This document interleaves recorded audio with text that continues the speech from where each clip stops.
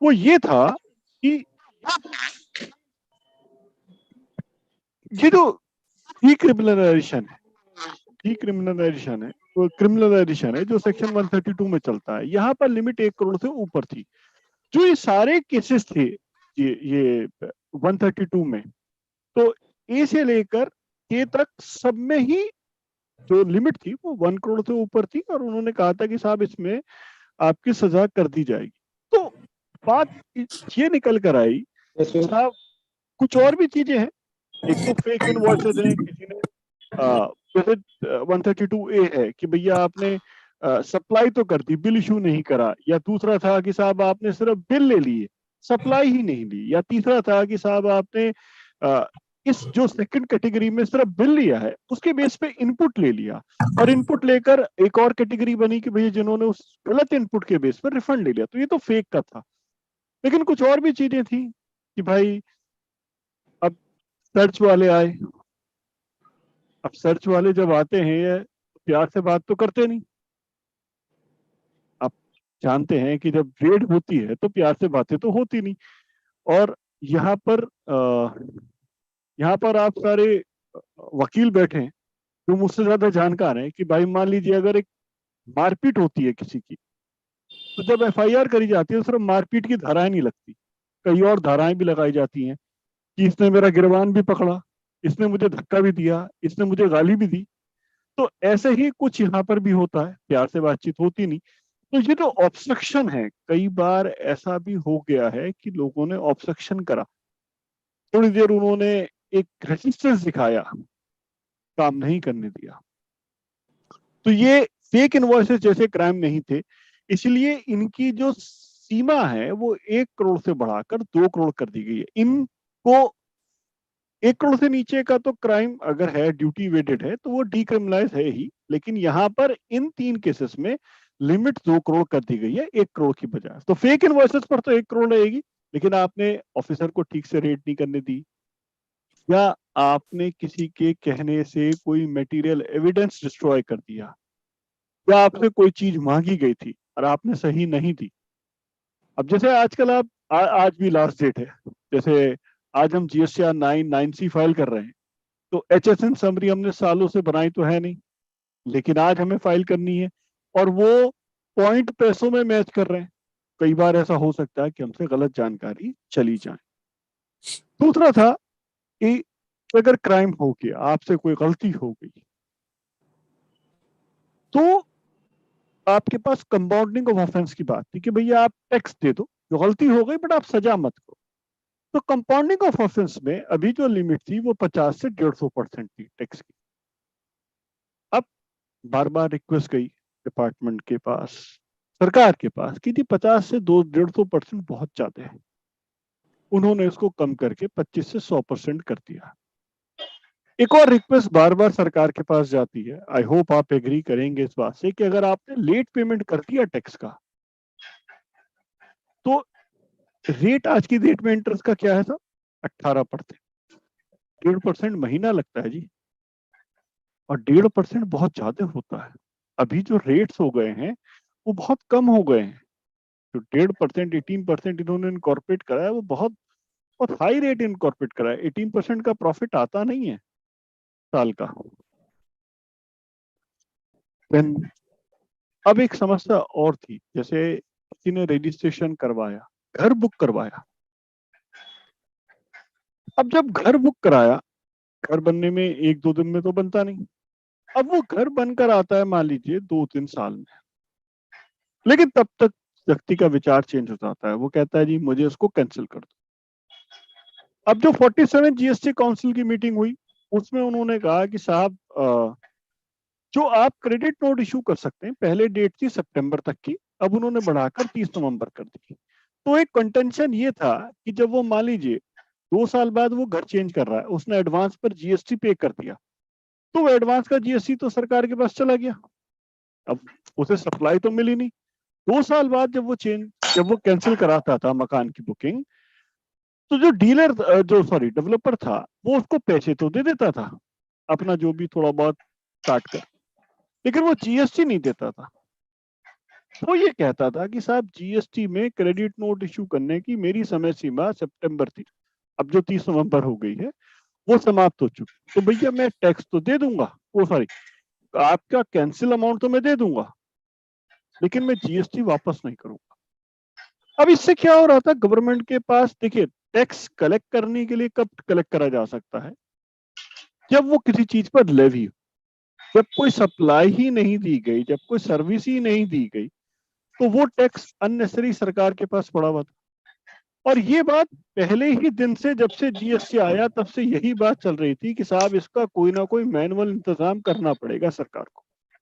और इस पर जितने भी एक्सपर्ट हैं इंडिया के वो सब एक मत थे कि रिफंड तो बनता है आदमी का।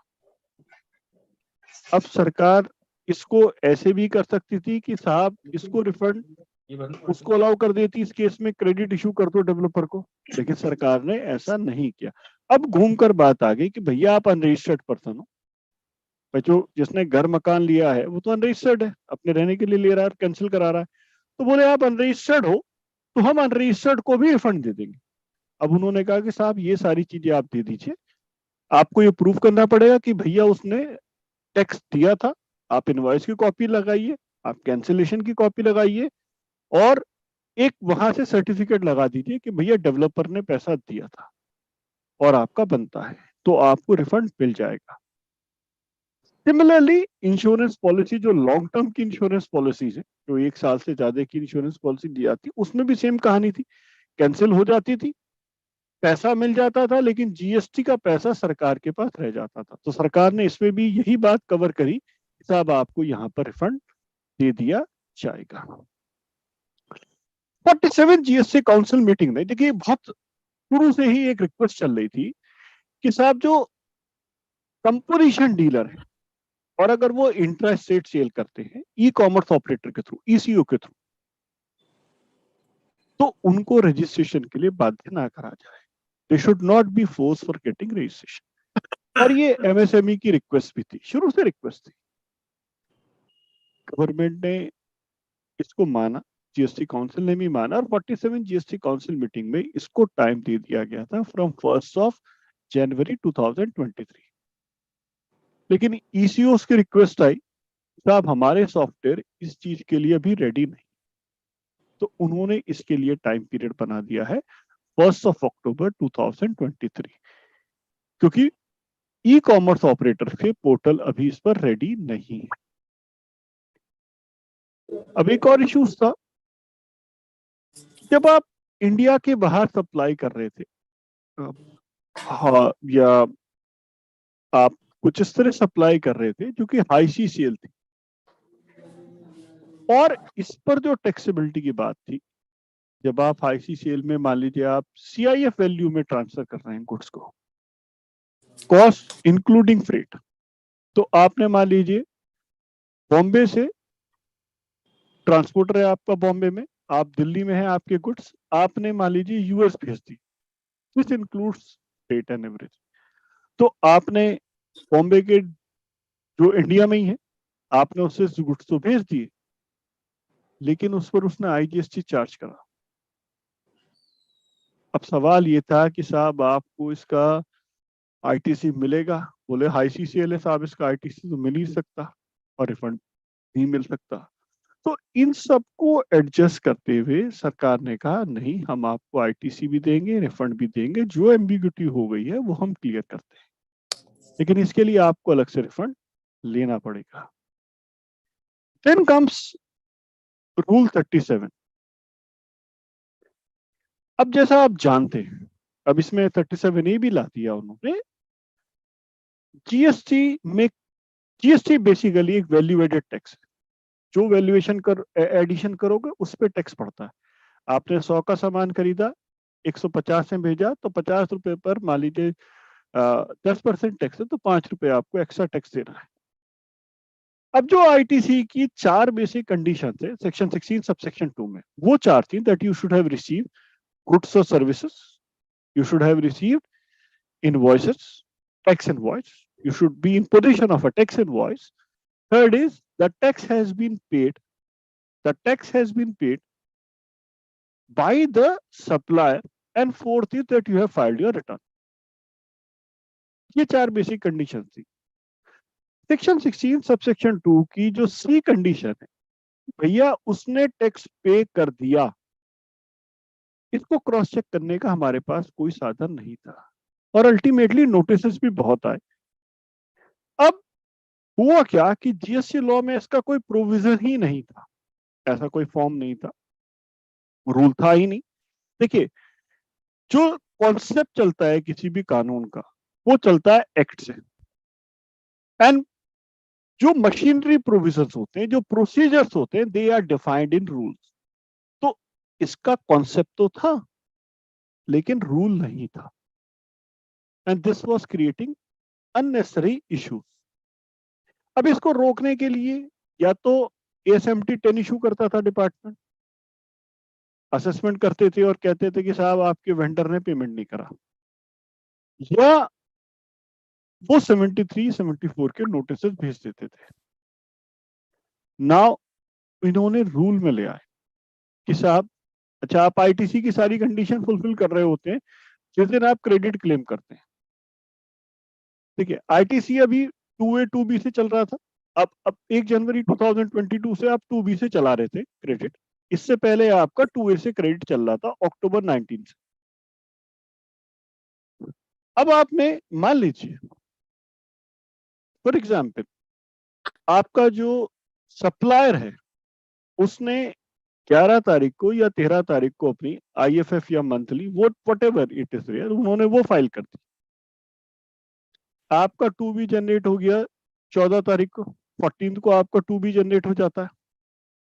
अब आप मान लीजिए आप 18 को रिटर्न फाइल करने गए या 20 को रिटर्न फाइल करने गए, आपने वो क्रेडिट क्लेम कर लिया on the basis of GSTR 2B।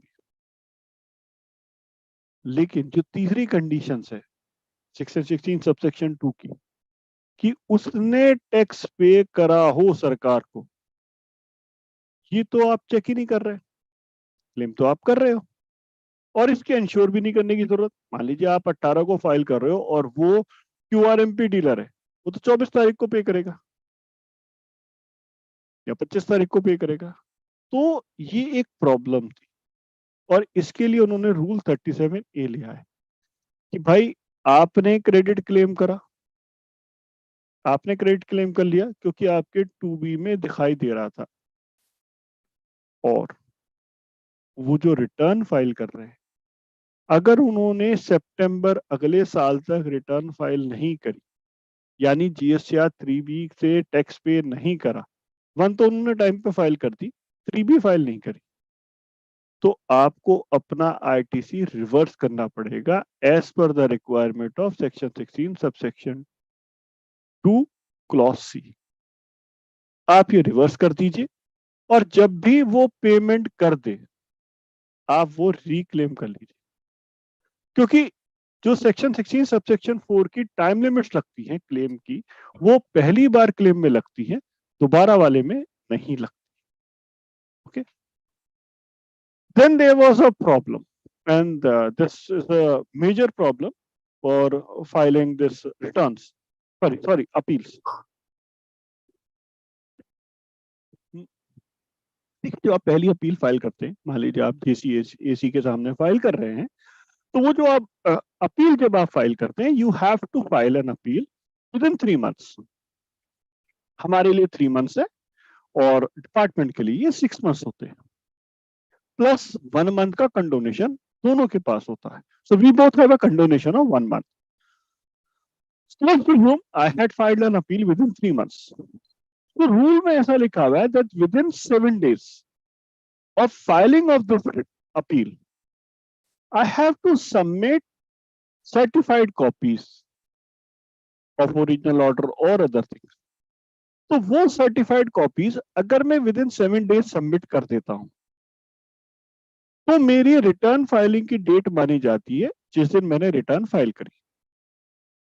अगर मैं वो 7 days में फाइल नहीं करता हूं, अगर मैं 7 days में फाइल नहीं करता हूं, तो जिस डेट पर मैं फाइल करता हूं, मान लीजिए मैंने 12 दिन बाद फाइल करी, तो मुझे वो 12 दिन बाद की डेट मेरी अपील की डेट मानी जाती है।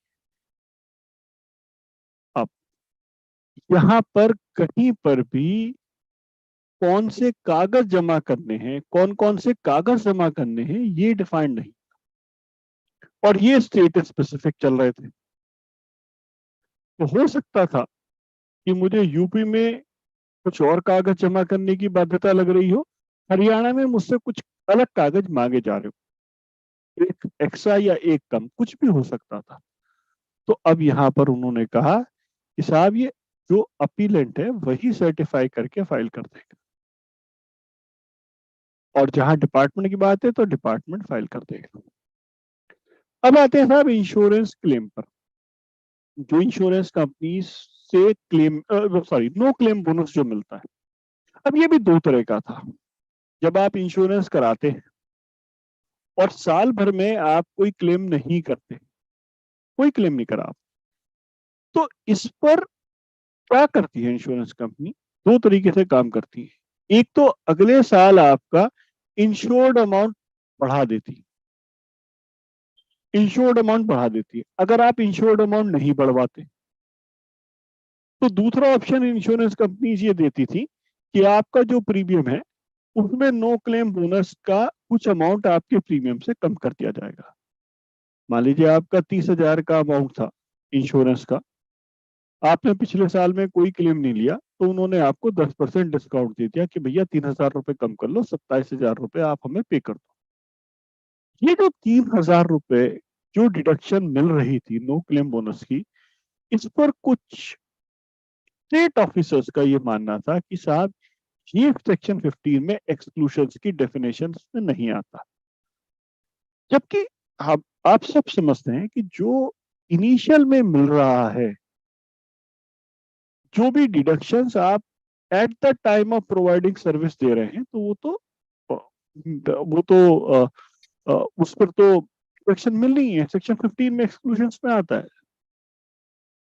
तो इन्होंने अब इसका क्लैरिफिकेशन दे दिया कि आपने 30,000 में 3,000 रुपीज माइनस करी नो क्लेम बोनस के, अब 27,000 रुपीज आपने कलेक्ट करे, तो 27,000 पर ही जीएसटी देना है, ना कि आपको 30,000 पर जीएसटी देना है।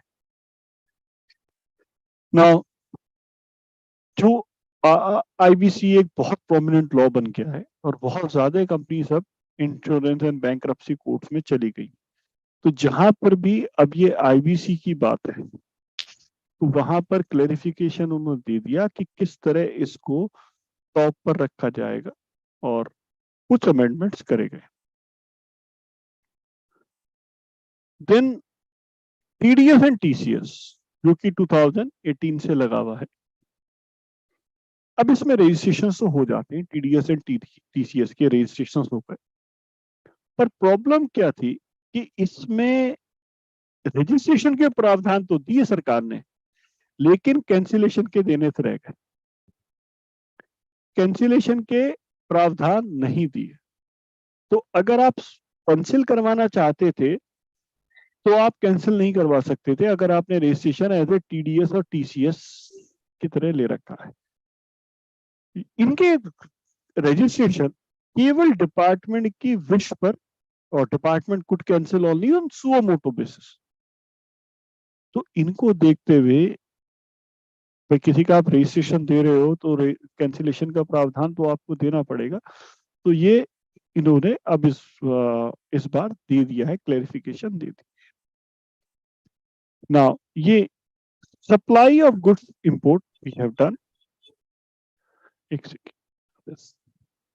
Now the biggest dispute of GSTR 2A and 3B ITC mismatch, ये मैं थोड़ा सा आगे लूंगा, आगे एक स्लाइड के साथ वहां पर लूंगा। देन रीडिटर्मिनेशन 75, ये जो दो तीन चीजें हैं ये मैं आगे करूंगा। नाउ मैं अभी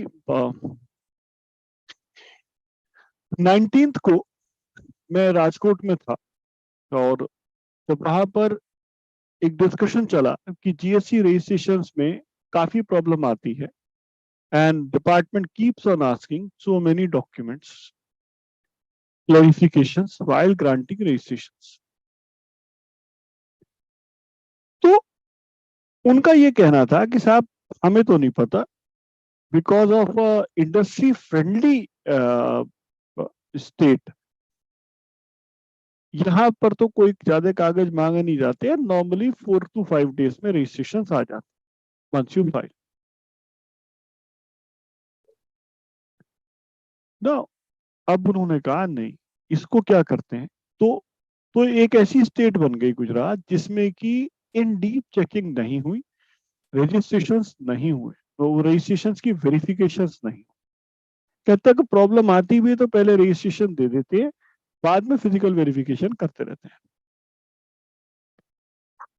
एंड शायद यही एक कारण है कि अब biometric Aadhaar and physical verification as a pilot project Gujarat में लगाया गया है। Now these kind of things would come in pan India, considering what results they derive in Gujarat on this pilot project. तो ये आगे चलकर पूरे इंडिया में लागू होना चाहिए अगर इसके रिजल्ट्स पॉजिटिव आते हैं तो। उसमें क्या होगा कि आपके जितने भी रजिस्ट्रेशन हैं सबका आधार बायोमेट्रिक करवा दिया जाएगा और फिजिकल वेरिफिकेशन करा जाएगा। नाउ जो फिजिकल वेरिफिकेशन होता है that is done under rule 25। और एक चीज हमेशा याद रखना, रूल 25 जब आप पढ़ें तो उसमें लिखा हुआ है physical verification has to be done in the presence of the person. तो फिजिकल वेरिफिकेशन पर्सन की प्रेजेंस में ही हो सकता है, उसकी एब्सेंस में फिजिकल वेरिफिकेशन नहीं हो सकता। And once a physical verification is done, they have to upload a report, they have to upload a report, physical verification report, REG 30, they have to upload within 15 days of the physical verification along with the photograph. तो physical verification report, physical verification person की presence में ही हो सकता है। Department has to intimate to the person कि हम इस दिन फिजिकल वेरिफिकेशन करने आ रहे हैं। Post physical verification they have to upload the physical verification report along with photographs. Now, see, you remember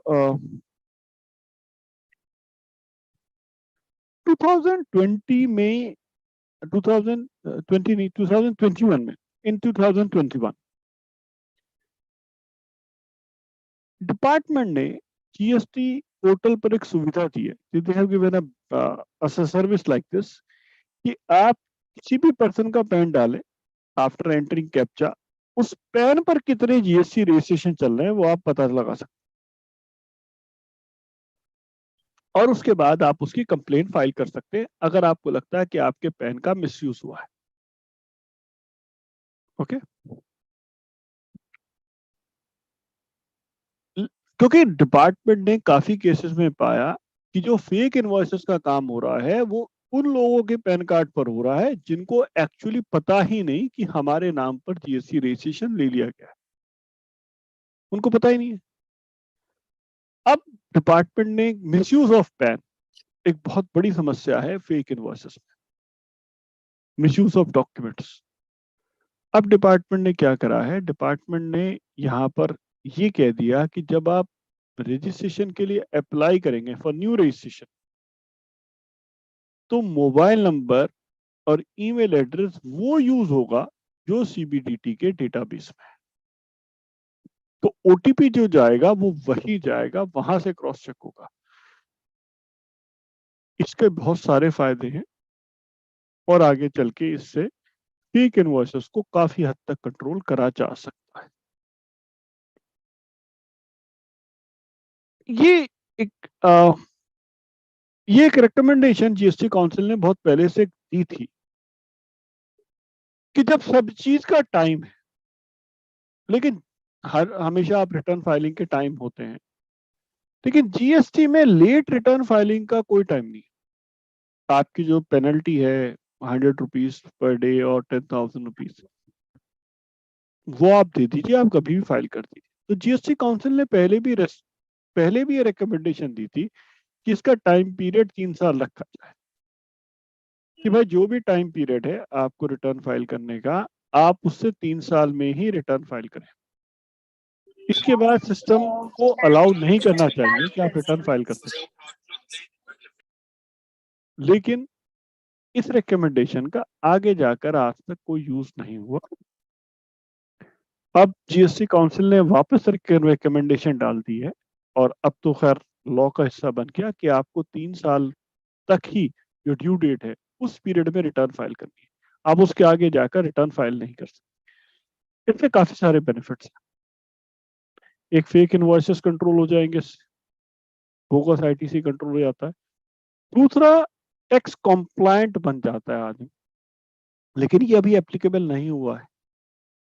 तो अगर आपके किसी क्लाइंट की पुरानी रिटर्न्स बाकी हैं, स्पेशली फ्रॉम 2017 जुलाई टू 2019, जो कि टाइम बार होने वाली है 3 साल में, तो आप अभी भी समय है, आप उनके रिटर्न जल्द से जल्द फाइल कर दीजिए। आप उनके रिटर्न फाइल कर देंगे तो आप इस जो 3 इयर्स की जो टाइम लिमिट है उससे आप बाहर आ जाएंगे, अभी फाइल कर देंगे। 47 जीएसटी काउंसिल मीटिंग में उन्होंने जीएसटीआर 3B में जो आप इलेक्ट्रॉनिक कॉमर्स ऑपरेटर के थ्रू सप्लाई कर रहे हैं उसकी अमेंडमेंट डाल दी थी। अलग से एक कॉलम डाल दिया है कि आपको ये डिक्लेयर करनी है that these supplies are for EC. लेकिन ये सिर्फ जीएसटीआर 3B में डाला। अब जो अमेंडमेंट 3B में कर दी, कॉरस्पॉन्डिंग अमेंडमेंट जीएसटीआर 1 में नहीं की थी। तो यहां पर जो मिसमैच हो रहा था इंफॉर्मेशन का, उसको इस अमेंडमेंट से ठीक कर रहे हैं। जो 3B में डिटेल में आ रहे हैं वही आपके यहां पर मांगी जा रही है। Okay, now one of this most important amendment of this, ये मैं टीआरसी 1B यहां पर डेफर कर रहा हूं, क्योंकि पीपीटी से मैं कुछ चीजें भी दिखा दूंगा आप, क्योंकि 4 ऑप्शन है, तो मैं इस स्लाइड से डेफर कर रहा हूं। आगे चल के स्लाइड में कवर कर लेंगे, क्योंकि ये बहुत इंपॉर्टेंट अमेंडमेंट है हम लोगों के लिए, क्योंकि इंटीमेशन का फॉर्म लगा दिया। Then, online database access and retrieval services, OIDR. OIDR में क्या होता है कि जब आप ओआईडीआर सर्विस प्रोवाइड करते हो तो you are providing service from a non taxable territory and you are providing service in a taxable territory. तो जो पर्सन था, जो ओआईडीआर सप्लाई कर रहा था, अगर आप अपना टैक्स इंफॉर्मेशन नहीं देते थे तो वो आप पर टैक्स कलेक्ट करते थे और पे कर देते थे।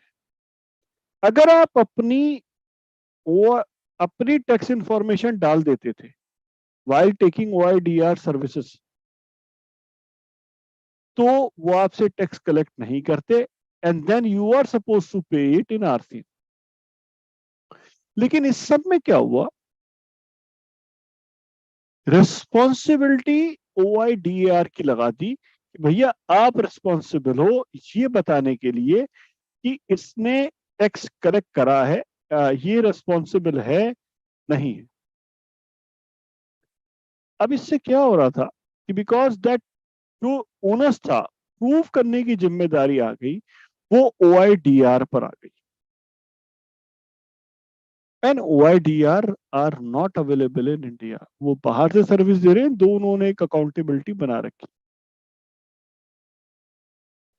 अब झगड़ा ये बात का था कि ये अनरजिस्टर्ड पर्सन है या रजिस्टर्ड है, ये प्रूव करने की जिम्मेदारी किसकी। और कर्नाटका AAR ने एक केस में बोल दिया कि स्प्रिंग नेचर कस्टमर था। इस केस में उन्होंने बोल दिया कि ये जिम्मेदारी हम OIDR की मानते हैं। अब इस एक अमेंडमेंट को मैनेज करने के लिए OIDR को बहुत सारे अपने फॉर्म्स में अमेंडमेंट करना पड़ गया, उनकी कॉस्टिंग बहुत ज्यादा पड़ गई। लेकिन इस कॉम्प्लायंस को पूरा करने में इतना बर्डन डालने पर भी वो ये सेटिस्फाई नहीं कर पा रहे थे कि भैया आपने कॉमर्शियल यूज में यूज कर रहे हैं आप ये सर्विसेज या नॉन कॉमर्शियल। और इसलिए उन्होंने अब ये रिलैक्सेशन इनको दे दिया कि भैया आप थोड़ी बहुत डिटेल दे दो, पैसा तो आ ही रहा है, आप दो या दूसरा आदमी दे, पैसा तो आ ही रहा है सरकार के पास। अब एक अब ये थोड़ा सा रेट चेंज की बात है जो 1 जनवरी 2023 से एप्लीकेबल है। देखिए, India is moving towards biodiesel, और इसमें क्या है, इथेनॉल अल्कोहल जो 1 अप्रैल 2023 से लिमिट कर दी गई है कि आप 20% मिनिमम ये मिक्स करेंगे पेट्रोलियम प्रोडक्ट्स में, you have to blend it. We are moving towards Bharat stage 3 stage 4, हम आगे बढ़ते जा रहे हैं। तो हमारे पास जो हम पेट्रोल यूज करेंगे that would be more refined, more better, क्योंकि कम प्रदूषण फैलाएगा। अब जब आप डायरेक्टली इनको दे रहे थे पेट्रोल के साथ, तब तो आपका रेट पड़ रहा था 5%। लेकिन अगर ऑयल मार्केटिंग कंपनी को डायरेक्टली ये दिया जा रहा था तो 18% का रेट लग रहा था, और ये गलत हो रहा था, और ये इंडस्ट्री की रिक्वायरमेंट भी है। आपने लॉ भी बना दिया कि भैया 20% मिक्स करना है, तो इसको करेक्ट करा गया है।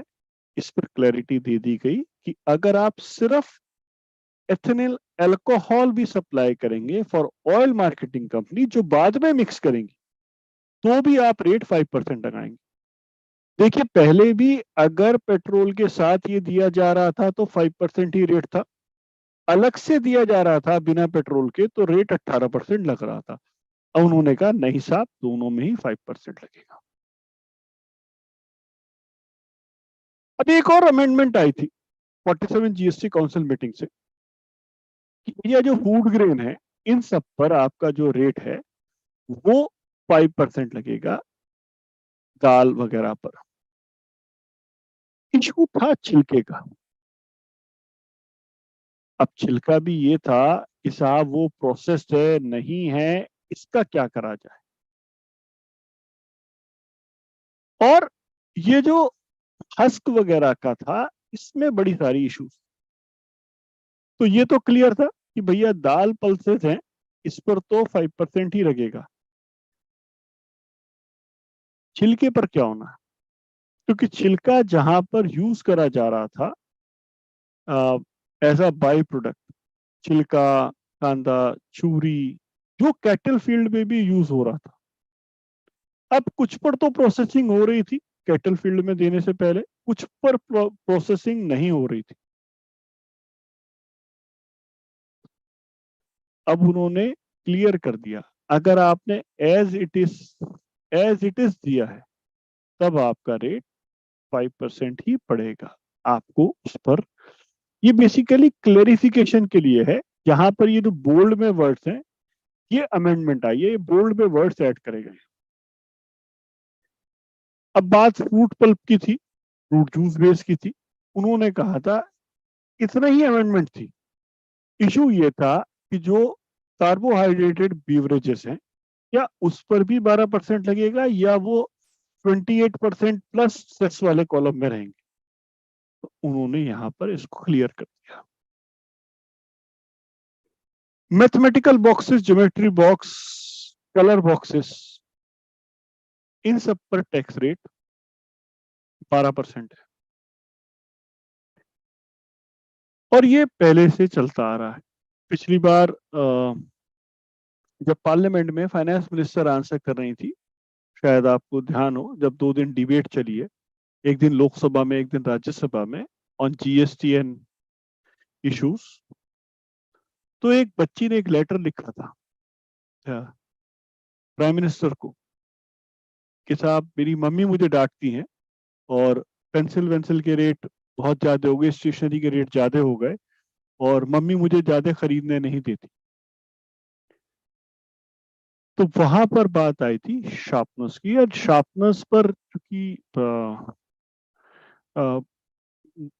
किसी रीजन से, आई डोंट नो व्हाई, उन्होंने शार्पनेस पर रेट हटा दिया है। क्योंकि sharpeners are two types of sharpener. एक जो आप रूटीन में आप और हम लोग बच्चों के पास देखते हैं, वो छोटे वाले शार्पनर्स होते हैं। एक जो बड़े वाले शार्पनर्स होते हैं, they are really very costly. और जो डिजाइनर्स हैं, जो डेवलपर्स हैं, वो लोग they use such kind of things, जो आर्टिस्ट हैं। तो यहाँ पर मुझे लगता है कि सिर्फ जो स्टूडेंट के लिए होने चाहिए, छोटे वाले जो हम यूज करते हैं, 2 रुपए 5 रुपए वाले, वो फ्री होने चाहिए थे, but again they have given this. Then again these are same. Now मेथी अस्वेंस, अगर आप मेंथा ऑयल वगैरह खरीदते हैं तो पहले आरसीएम में नहीं थे, now they have come into RCM.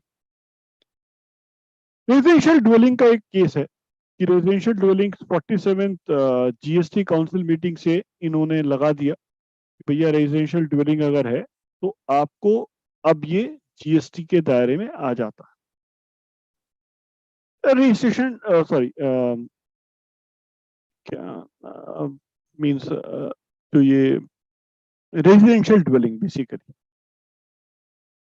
इस बार क्या हुआ, चूतिया वह जो कोविड चक्कर में ना वो 2 ग्रुप बट गए। एक ने कल जी न्यूज का डाल दिया, मैं जो वो पता नहीं कौन सा फेक था, वो जी न्यूज ये कह रहा है जी मास्क लग गया दिल्ली में, ये हो गया ऑडियो बंद कर लो। आईफोन वाले भैया कृपया माइक बंद कर लीजिए please. IPhone, sorry sir, very sorry sir.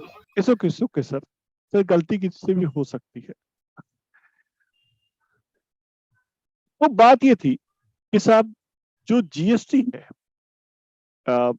वो रेजिडेंशियल ड्वेलिंग पे किस पर पड़ेगा।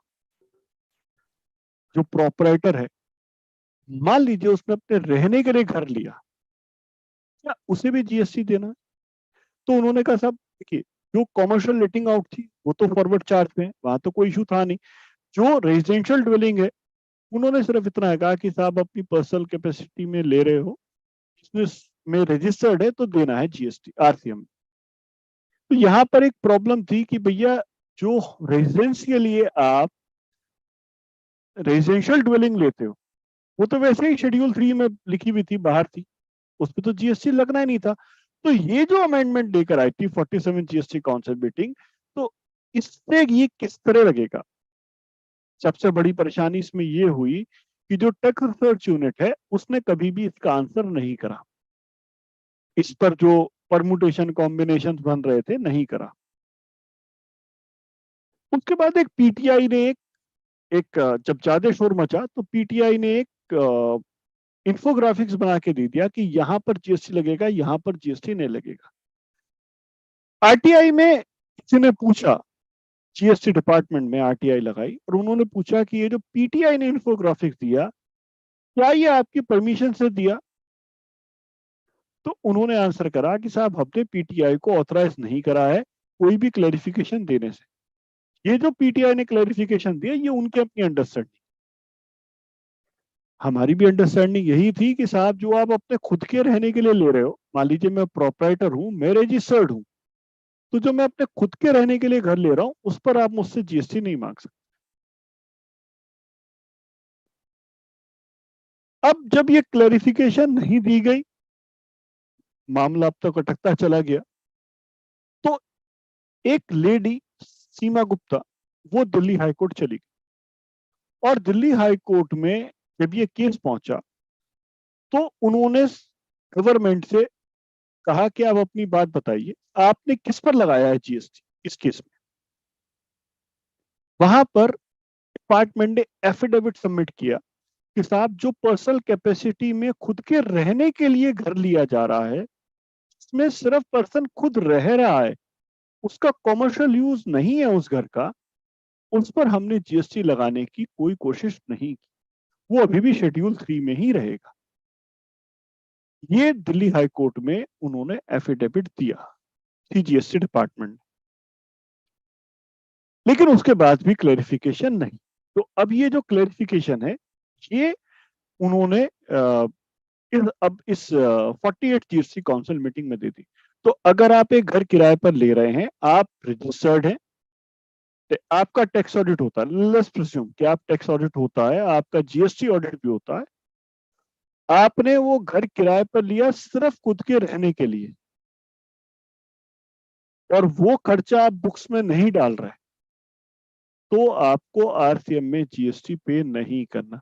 आरसीएम में जीएसटी तभी पे करना है जब वो खर्चा आप बुक्स में डाल रहे हैं। मान लीजिए आपने कोई घर लिया और वो आप जैसे गेस्ट हाउस यूज कर रहे हो जहां पर आपके गेस्ट आकर रुकते हैं या आपके एम्प्लॉयज रुकते हैं, जो कि खर्चा बुक्स में आ रहा है, तो उस पर आपको, because it is residential letting out, आपको आरसीएम में टैक्स पे करना है। और आपने कोई दुकान ली है, कोई फैक्ट्री किराए पे ली, that is same which is in forward charge. आपने अपना ऑफिस किराए पे लिया तो फॉरवर्ड चार्ज में लगता है। रजिस्ट्रेशन की जिम्मेदारी दूसरी पार्टी की, आपकी नहीं है। Then this was this was something जो कि कोई भी मतलब इसको क्या बोलूं मैं, इसको मैं मतलब समझाने में भी मुझे शायद दिक्कत आए। ये जो रब सलावत है, ये शुगर क्रेन से एक्सट्रैक्ट होता है और इस पर बड़ी क्लैरिटी थी कि साहब इस पर 18% जीएसटी लगता है, कहीं कोई दिक्कत नहीं थी। लेकिन एक स्टेट ने इस पर भी शो कॉज नोटिस दे दिया और उस शो कॉज नोटिस में उन्होंने 28% की टैक्स की डिमांड कर दी। और इसमें जब कई लोग पूछने भी गए AAR एंड AAAR, कुछ AAR ने बोला 18%, कुछ AAR ने बोला 28%, और यहां पर कंफ्यूजन शुरू हो गया। तो ये अब यहां पर एक्सप्लेन करा गया है, क्लेरिफिकेटरी है। देखिए, क्लासिफिकेशन से भी पता था कि वो 18% का आइटम है। आई don't know why they got AAR of 28% and why someone from GST department issued actually a notice for 28%, जिसने इसको सलावत को मोलेसिस में कवर कर दिया। मोलेसिस इज शीरा। आई थिंक यूपी में तो इसके एक अलग से कानून भी है, उत्तर प्रदेश शीरा अधिनियम। आई एम नॉट श्योर, क्योंकि मैंने जब पहले बीकॉम कर रहा था तो तब मैंने पढ़ा था, वो शायद उत्तर प्रदेश शीरा अधिनियम है।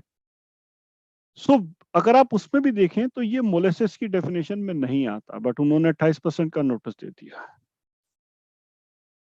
प्राइम, जितनी कंट्रोवर्सी और डिबेट इस एक चीज पर हुई है, किसी पर नहीं हुई। पराठा है नहीं है, रोटी में आएगा नहीं आएगा, पापड़ है नहीं है, तो ये इस तरह की चीजें जो हैं, तो एम्बिग्यूटी हटाने के लिए अब उन्होंने कह दिया that it will fall in 18% category. But again I feel that these are unnecessary और इश्यूज बने जा रहे हैं। एक अच्छी खबर एसयूवी खरीदने वालों के लिए, अब उन्होंने एसयूवी पर, जो छोटी एसयूवी है, जो रेगुलर एसयूवी नहीं है, उन पर कंपनसेशन सेस कम कर दिया, बेसिकली हटा दिया गया है। वरना टैक्स पड़ रहा था 28%, तो टैक्स था 22% जीएसटी लग रहा और कंपनसेशन सेस लग रहा था, सेस। तो 28 + 22 50% का टैक्स था। और टाटा इसके अगेंस्ट एक AAR में गई भी, एक प्रेस रिलीज भी आई, लेकिन कोई फायदा नहीं हुआ। तो इन्होंने यहां पर क्लेरिफाई कर दिया। और एक झगड़ा ये भी था एसयूवी को लेकर, इश्यूज बन रहे थे कि सिडान्स का क्या होगा, क्या ये सिडान जो है, क्या ये भी एसयूवी की डेफिनेशन में कवर होती, या जो उन पर टैक्स लग रहा है क्या सिडान्स पर भी लगाना है। तो यहां पर उन्होंने 4 चीजें कही है कि अगर इन चारों कंडीशंस को आप सेटिस्फाई करते हो तो आपको टैक्स देना है 28 + 22%, यानी कि टैक्स आएगा आपका 50%। अगर आप इनमें से एक भी कंडीशन को सेटिस्फाई नहीं करते तो आपका टैक्स आ जाएगा 28%, यानी 22% टैक्स कम हो जाएगा। आपकी इंजन कैपेसिटी 1500 से ज्यादा है, आपकी लेंथ 4000 mm से ज्यादा है, आपका ग्राउंड क्लियरेंस 170 mm या उससे ज्यादा है, और आपका नाम SUV रखा गया है, स्पेशल यूटिलिटी।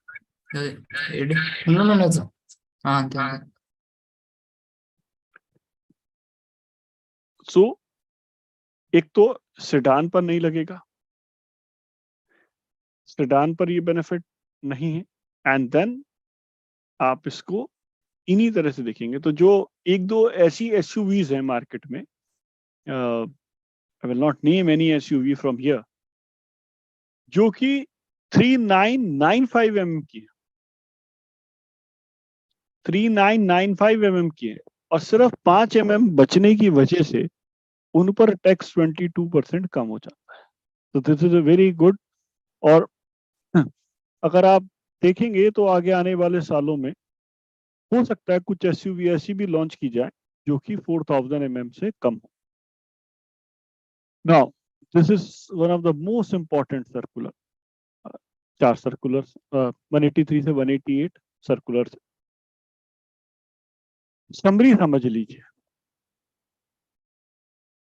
GST डिपार्टमेंट शुरू से कहता आया है कि साहब 2017, 18, 19 के लिए your GST credit should be as per 2A। GSTR 2A पहली बार अक्टूबर 2019 में आया, टू बी प्रिसाइज 9 अक्टूबर 2019 में उन्होंने बताया। ये मैंडेटरी करा थ्रू रूल 36 सब रूल 4 से। हालांकि ये जो GSTR 2A है ये अगस्त 2018 में दिखाई दे गया था, लेकिन खुद GST डिपार्टमेंट की 18 अक्टूबर 2018 की प्रेस रिलीज ये बोलती है कि GSTR 2A is only for facility method, इससे टैक्स क्रेडिट को लिंक नहीं करा जा सकता। In fact supreme court in case of Bharti Airtel limited, union of India versus Bharti Airtel limited, उसमें भी सुप्रीम कोर्ट ने यही कहा कि 2A सिर्फ फैसिलिटी प्रोवाइड कर रहा था, आपका क्रेडिट उससे लिंक नहीं था। Now the problem is during departmental audit और स्क्रूटनी ऑफ रिटर्न्स। यहां पर जो 17, 18 और 18, 19 के केसेस हैं वहां पर क्रेडिट्स का इशू बना हुआ था। डिपार्टमेंट बार बार कह रहा था कि साहब आप क्रेडिट लिंक करवाइए 2A से। जब यहां पर बात हो रही थी 2A से लिंकिंग की, तो महाराष्ट्र ने एक सर्कुलर जारी करा जो महाराष्ट्र स्टेट के लिए एप्लीकेबल था। महाराष्ट्र स्टेट ने कहा कि साहब 2A मैंडेटरी नहीं था, क्रेडिट्स नहीं दिख रहे, कोई बात नहीं, आप CA सर्टिफिकेट ले आइए, और CA सर्टिफिकेट के बेस पर अगर 2.5 लाख से कम है तो वेंडर का सर्टिफिकेट ले आओ, 2.5 लाख के ऊपर है तो आप CA सर्टिफिकेट ले आओ और आपको क्रेडिट मिल जाएगा। अब यही रिक्वेस्ट, अब वो महाराष्ट्र का सर्कुलर था, महाराष्ट्र में भी CGST डिपार्टमेंट ने सर्कुलर मानने से मना कर दिया, बोले भैया ये सर्कुलर तो महाराष्ट्र स्टेट अथॉरिटीज पर लगता है, हम पर नहीं लगता। अब ये रिक्वेस्ट बार बार डिपार्टमेंट काउंसिल के पास जा रही थी कि साहब आप ये बेनिफिट जब एक स्टेट कर सकती है तो दूसरी स्टेट क्यों नहीं कर सकती, पूरे इंडिया में क्यों नहीं चल सकता। ठीक है, GST is one nation one tax, GST is one nation one tax. अब मान लीजिए इनकम टैक्स है, क्या ऐसा हो सकता है कि इनकम टैक्स में महाराष्ट्र में कोई अलग बेनिफिट दे दिया जाए और उत्तर प्रदेश में ना दिया जाए या मध्य प्रदेश में ना दिया जाए? नहीं हो सकता, because it is central tax. ऐसे ही GST is a central tax. तो मोर और लेस वही प्रोविजन यहाँ इंपोर्ट करे गए, हालांकि यहाँ पर बेनिफिट्स कम दिए गए। महाराष्ट्र के सर्कुलर में अभी भी ज्यादा बेनिफिट है, plus the limit has been enhanced to 5 lakh. तो यहां पर क्या होगा, ये सिर्फ 4 केसेस में ये सर्कुलर एप्लीकेबल है। अब उस पर्सन ने मान लीजिए GSTR 3B फाइल करी है, आपके जो क्लाइंट है उसके वेंडर, आपका जो क्लाइंट है जिसको क्रेडिट नहीं मिल रहा उसके वेंडर ने GSTR 3B फाइल करी, GSTR 1 फाइल नहीं करी। GSTR 3B में टैक्स दे दिया, आपका इनवॉइस GSTR 1 में नहीं चढ़ाया, टैक्स दे दिया GSTR 1 में नहीं चढ़ाया। तीसरा, आपका B2B सप्लाई था, B2B सप्लाई था, गलती से B2C लिख दिया, गलती से B2C लिख दिया, और ये गलती बहुत हुई। या गलत GSTIN चढ़ा दिया। फॉर एग्जाम्पल, मैं दिल्ली से सप्लाई कर रहा हूं, मैंने सप्लाई भेजी मध्य प्रदेश। मध्य प्रदेश में अब इन जो क्लाइंट था उसका जो हेड ऑफिस था फॉर एग्जाम्पल वो भोपाल में था और उसकी फैक्ट्री ग्वालियर में थी। अब मैंने जब भेजी तो मैंने गलती से भोपाल का नंबर चढ़ा दिया और गुड्स पहुंची ग्वालियर। अब जो क्रेडिट दिख रहा था वो किसके अकाउंट में दिख रहा था? ग्वालियर में। सॉरी, क्रेडिट दिख रहा था भोपाल के अकाउंट में, GSTN में। अब क्या ग्वालियर वाला एक क्रेडिट क्लेम कर सकता था? द आंसर इज नो, क्योंकि उसके पास तो आया ही नहीं। तो क्या भोपाल वाला इस क्रेडिट को क्लेम कर सकता था? भोपाल वाली यूनिट क्या इसको क्लेम कर सकती है? द आंसर इज नो, क्योंकि भोपाल यूनिट के पास तो गुड्स ही नहीं आए, उसके पास सिर्फ क्रेडिट दिख रहा है। और अगर वो सिर्फ क्रेडिट के बेस पर ये क्रेडिट दिख रहा है 2A 2B में क्लेम कर लेती है तो उस पर सेक्शन 132 भी लग सकता है कि भैया आपने बोगस ITC यूज करा है। क्या ऐसा कर सकती थी भोपाल यूनिट की इस क्रेडिट को वो ग्वालियर को भेज दे ISG से, या फॉर एग्जाम्पल एक इनवॉइस काट कर? नहीं हो सकता, क्योंकि वो इनवॉइस कभी गया ही नहीं, वहां से गुड्स का मूवमेंट कैसे दिखाएंगे? तो ये एक बड़ा प्रॉब्लम था। और अब ये केस हाई कोर्ट्स में जा रहे थे, बहुत सारे केस गए। और अभी शायद 20-25 दिन पहले ही एक केस में महालक्ष्मी कॉन्ट्रैक्ट इंडिया लिमिटेड में झारखंड हाई कोर्ट ने इस केस में कहा कि डिपार्टमेंट को कोई नुकसान नहीं और ये क्रेडिट दिया जा सकता है। तो वही चीज यहां पर इनकॉर्पोरेट करी गई है कि मान लीजिए इस एग्जांपल में गलती से क्रेडिट हमने कहां भेज दिया, ग्वालियर का क्रेडिट हमने गलती से भोपाल भेज दिया, तो यहां से एक सर्टिफिकेट दे दिया जाएगा कि ये क्रेडिट भोपाल का नहीं था, ये क्रेडिट ग्वालियर का था। तो ग्वालियर के असेसिंग ऑफिसर के पास एक सर्टिफिकेट यहां से जमा कर दिया जाएगा। जब ये सर्टिफिकेट ग्वालियर के ऑफिसर के पास आएगा तो वो ग्वालियर वाली यूनिट को क्रेडिट दे देंगे, लेकिन साथ ही साथ वो एक इंटीमेशन भोपाल के ऑफिसर को भी करेंगे, उस यूनिट के असेसिंग ऑफिसर के साहब मैं यहां पर ग्वालियर यूनिट को क्रेडिट दे रहा हूं, ये क्रेडिट भोपाल की यूनिट में दिख रहा है लेकिन ये क्रेडिट भोपाल का नहीं है, ये उसने क्लेम कर लिया है तो उससे रिवर्स करवा लीजिए।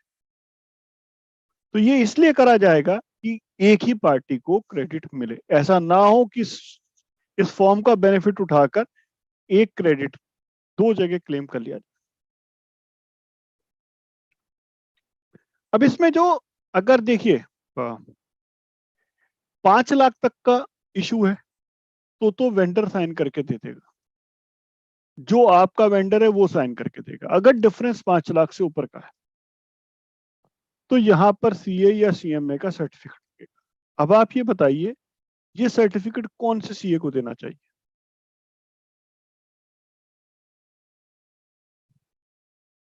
मान लीजिए भोपाल वाले को, वेंडर का सीए देगा। भोपाल वाले सीए को। नहीं सर, वो कैसे बता देगा कि उसने इनवॉइस कहाँ इशू करा, उसकी रिटर्न में कहाँ गलती हुई? अगर आप ये सर्टिफिकेट भोपाल वाला या ग्वालियर वाली यूनिट के CA देते हैं तो वो गलत होगा। मेरे हिसाब से यहाँ पर जो सर्टिफिकेट लगेगा वो दिल्ली वेंडर का लगेगा, क्योंकि वो सर्टिफाई कैसे करेगा कि इनकी रिटर्न्स में क्या गया है? उसके पास तो इनकी रिटर्न्स है ही नहीं। उसको सर्टिफाई ये करना है कि इनका लेजर ठीक है, इनकी इनवॉइस ठीक है, इन्हीं की GST रिटर्न में गलती हुई है।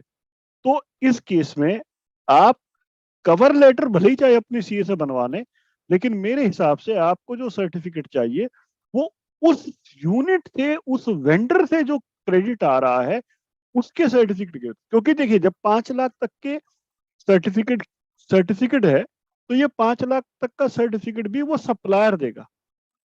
आपको क्रेडिट लेना है तो आपने जिससे सामान खरीदा, गलती तो उसकी रिटर्न में हुई है, सही है। GSTR1 उसने गलत फाइल करी या GSTR1 उसने फाइल नहीं करी, या उसने अपनी B2B को B2C दिखा दिया, तो वो सर्टिफिकेट देगा।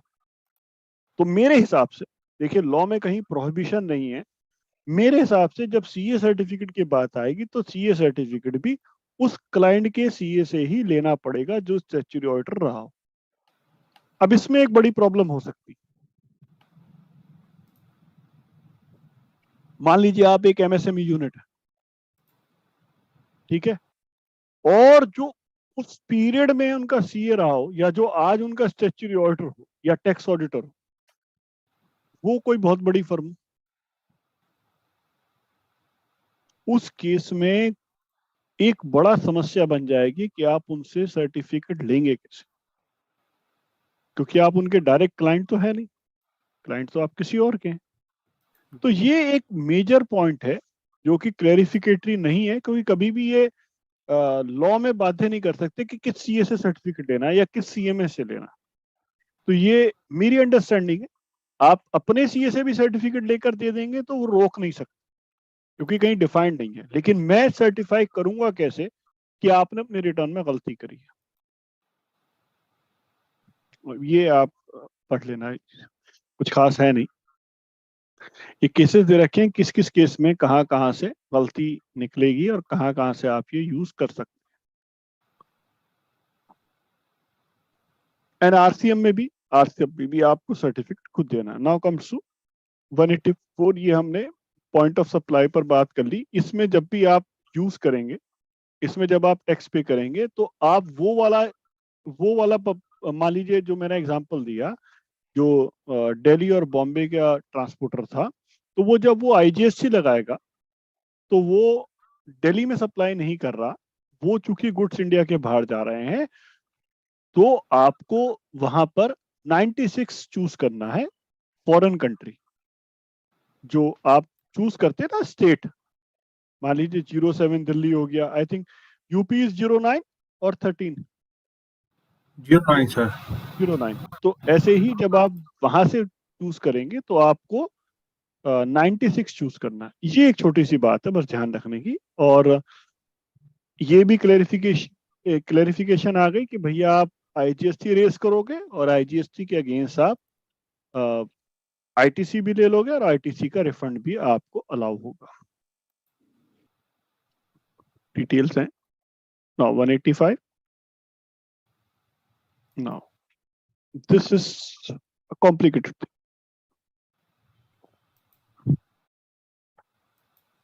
देखिए 73 में जो टाइम लिमिट्स हैं वो 36 मंथ्स की हैं, कि आपको ऑर्डर सर्व होना है 36 मंथ्स में और नोटिस आ जाना है 33 मंथ्स में। Notice should be served in 33 months, order should be served in 36 months, and there should be a gap of minimum 3 months between show cause notice and order service. In case of 74, the time limit is 54 months and 60 months, and the gap should be of minimum 6 months. अब बात ये आई कि साहब एक notice issue हुआ है 74 में, the notice has been issued in section 74, और आगे चल के ये बात हो जाती है, ये प्रूव हो जाता है कि 74 was not sustainable. भैया फ्रॉड केस नहीं था, जेन्युइन केस था। 73 is for genuine cases, 74 is for fraud case. Department ने एलिगेशंस लगाई कि फ्रॉड थी, आपने कहा फ्रॉड नहीं थे। अभी तक जो रूल्स में लिखा हुआ है 73, 74 के और रूल 142 में और 75 में, वहां पर ये बात निकल कर आ रही थी कि अगर ऐसा कुछ हो जाता और 74 सस्टेनेबल नहीं है तो रिकवरी आपसे 73 में करी जाएगी। ओके, आप 74 इशू करा, 74 सस्टेनेबल नहीं है, 73 में रिकवरी कर ली, but what about the time period of sending notice? और हो सकता है ये तो टाइम बार हो चुका 73 में। तो जब आप इसको इस तरह लेंगे, देन आपको टाइम पीरियड इस तरह डिफाइन करना है कि आपका जो नोटिस पीरियड है एंड जो जो टाइम पीरियड है वो अगले 2 साल में इसको कैलकुलेट करना है। रीडिटर्मिनेशन केवल तभी कर सकते हैं जब आपका 73 का टाइम पीरियड हो। अगर 73 का टाइम पीरियड नहीं है तो फिर आपको ड्रॉप करना पड़ेगा। ओके, ये आप पढ़ लेना। Now we have got one question, a very interesting question. The question is, sir, in case circular 184 position place of supply will become other territory in auto populated 2B, the availability of credit will be showing? No. Then how the client will deal it? Because it would be paid through RCM. You would be paying through RCM. 2B की तो बात ही नहीं आएगी. Because this payment is made for payment made to transporter and you would be paying in RCM. जब आप RCM में इसको पे करेंगे तब आप खुद से वो 96 यूज करेंगे. सर ये भी पूछा ना इन जीएसटी 9 और table 8A also. Annual return नहीं आती, एनुअल रिटर्न आती तो इस समय सेशन नहीं ले रहा.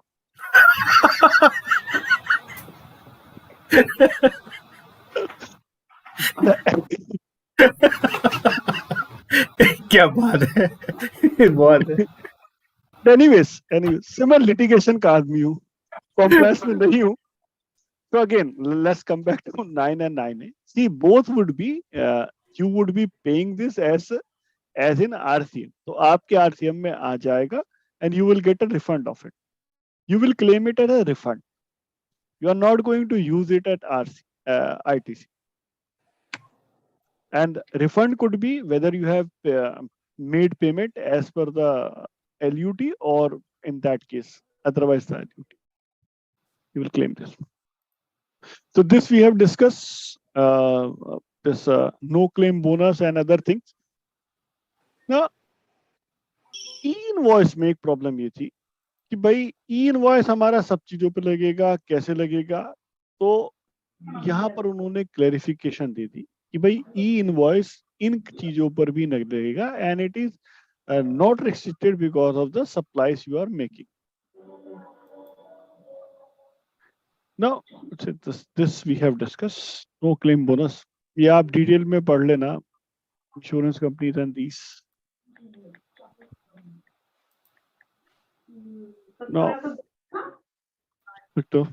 Now ये IBC की डिटेल है. ये आप this IBC proceeding will supersede with respect to other adjudication. तो लॉ में लिख दिया है and this बिकॉज आईबीसी कई बार भाई आईबीसी में बैंक्रप्सी में तो वही कंपनीज जा रही हैं जिनकी प्रॉब्लम है, इंसॉल्वेंट ना हो, बिजनेस चलता रहे. तो इसके लिए जो भी उन्होंने अमाउंट रिड्यूस करा जाएगा that would be intimated by the commissioner to the taxable person, या जो आपके जो अथॉरिटीज होती हैं, जहां पर DRC 25 is basically issued for continuation of proceedings. तो DRC 25 डिमांड रिकवरी का लास्ट फॉर्म होता है. इट इज जब वो सब कुछ कर दिया, उसकी असेट्स बेच दी, सब कुछ कर दिया, पैसे रिकवर ही नहीं हुए, फिर भी अगर जो पैसा रह जाता है वो कंटिन्यूएशन ऑफ प्रोसीडिंग्स में DRC 25 यूज होता है. So in this case this is used. मेरे लिए अम्मा के लिए हो जाएगी. तो मैंने कहा अगर ये सब खाएंगे तो पराठे सेक देंगे. ऐसा उपाध्याय जी मोबाइल बंद कर. उपाध्याय जी जी अपना माइक बंद कर लीजिए. So this is last thing is कि भैया अब ये जो हमने अनरजिस्टर्ड पर्सन है जिन्हें पैसा लेना है, अब उन्होंने फ्लैट कैंसिल करा दिया 3 साल बाद, टैक्स तो सरकार के पास पहुंच गया, वो पार्टी तो क्रेडिट नोट इश्यू कर ही नहीं सकती. अब वो क्रेडिट रिफंड लेगा कैसे? तो that has been explained in this circular which is the last circular of this issued 183 to 188. ये सर्कुलर इशू है. तो इसमें उनको क्या क्या सबमिट करना है डिपार्टमेंट को.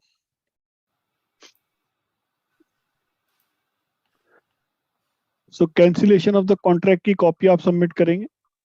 प्रीमेच्योर कैंसिलेशन पॉलिसी या इंश्योरेंस पॉलिसी, आप जो लॉन्ग टर्म इंश्योरेंस पॉलिसी है, then what refund amount you are seeking, whatever the proportionate amount is, then you would be submitting, see, you have to submit multiple applications in case it is for different suppliers. आपके long term insurance है, आपकी 3 company से insurance ले रखा है for example, तो आपको 3 different application file करनी पड़ेगी. Then you will be submitting RFD1. RFD1 is a normal form and you would be getting same time period भी same रखा गया from the date of cancellation of the contract, 2 years. तो मेरा एक चीज समझना है कि जब ये नया चीज इन्होंने दी है तो पुराने केसेस में what will happen and whether they would be allowed to file within for cancelled contract say from July 2017, या उसको आज से मानेंगे कि भैया 2 साल यहां से शुरू होने हैं, एंड अगर रिफंड इनको नहीं मिला, ठीक है, रिफंड उसको तो दे नहीं सकते थे क्योंकि अनजस्ट एनरिचमेंट लग जाता अगर डेवलपर को दे देते या इंश्योरेंस कंपनी को देते. तो ये पहला केस है जहां पर रिफंड एप्लीकेशन आप अनरजिस्टर्ड पर्सन की डालेंगे और आपको रिफंड मिलेगा.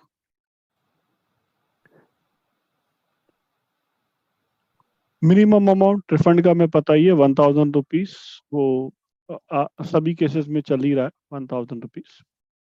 Then few notifications has been issued. This जो हमने अभी पढ़ लिया उसी से रेलेवेंट उन सबको ये इनकॉर्पोरेट करके दिया गया है, जो हमने सबसे पहले जो प्रेस रिलीज में पढ़ा था. तो 37A और reversal and reclaim of the credit, जहां पर आपने क्रेडिट क्लेम कर लिया because the person has filed IFF और GSTR1 but he has not filed it GSTR3B, तो आपको सितंबर तक रिफंड क्लेम रिवर्सल करना है and you can claim it if that person files his return GSTR3B before November, तब आप उसको reclaim कर सकते हैं. तो because reclaiming goes beyond section 16 subsection 4. Section 4 is applicable for the first claim.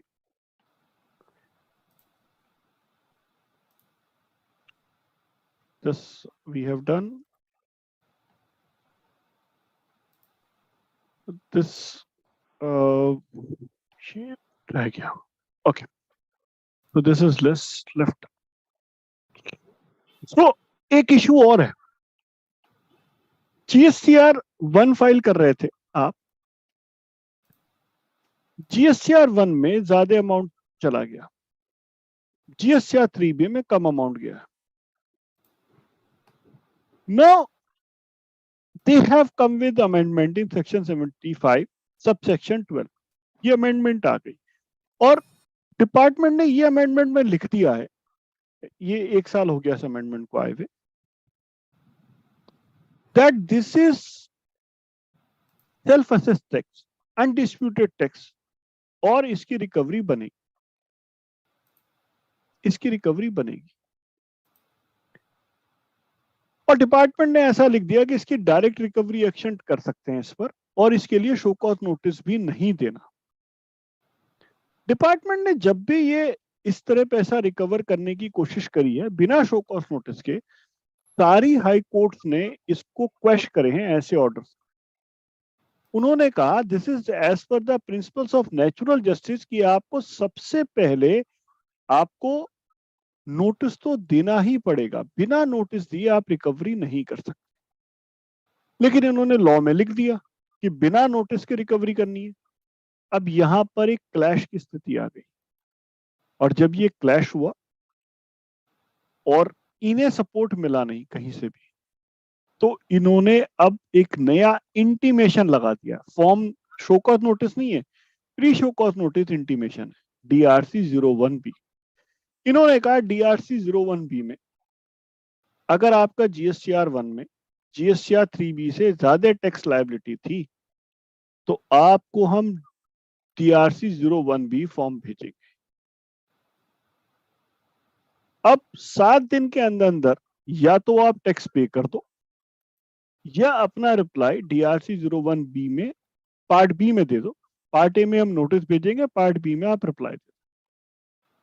उन्होंने 4 केस बताए, 5th इज एनी अदर, कि इन केसेस में आपका डिफरेंस हो सकता है, इन केसेस में आपका डिफरेंस हो सकता है कि आपने टाइपोग्राफिकल एरर हो गई।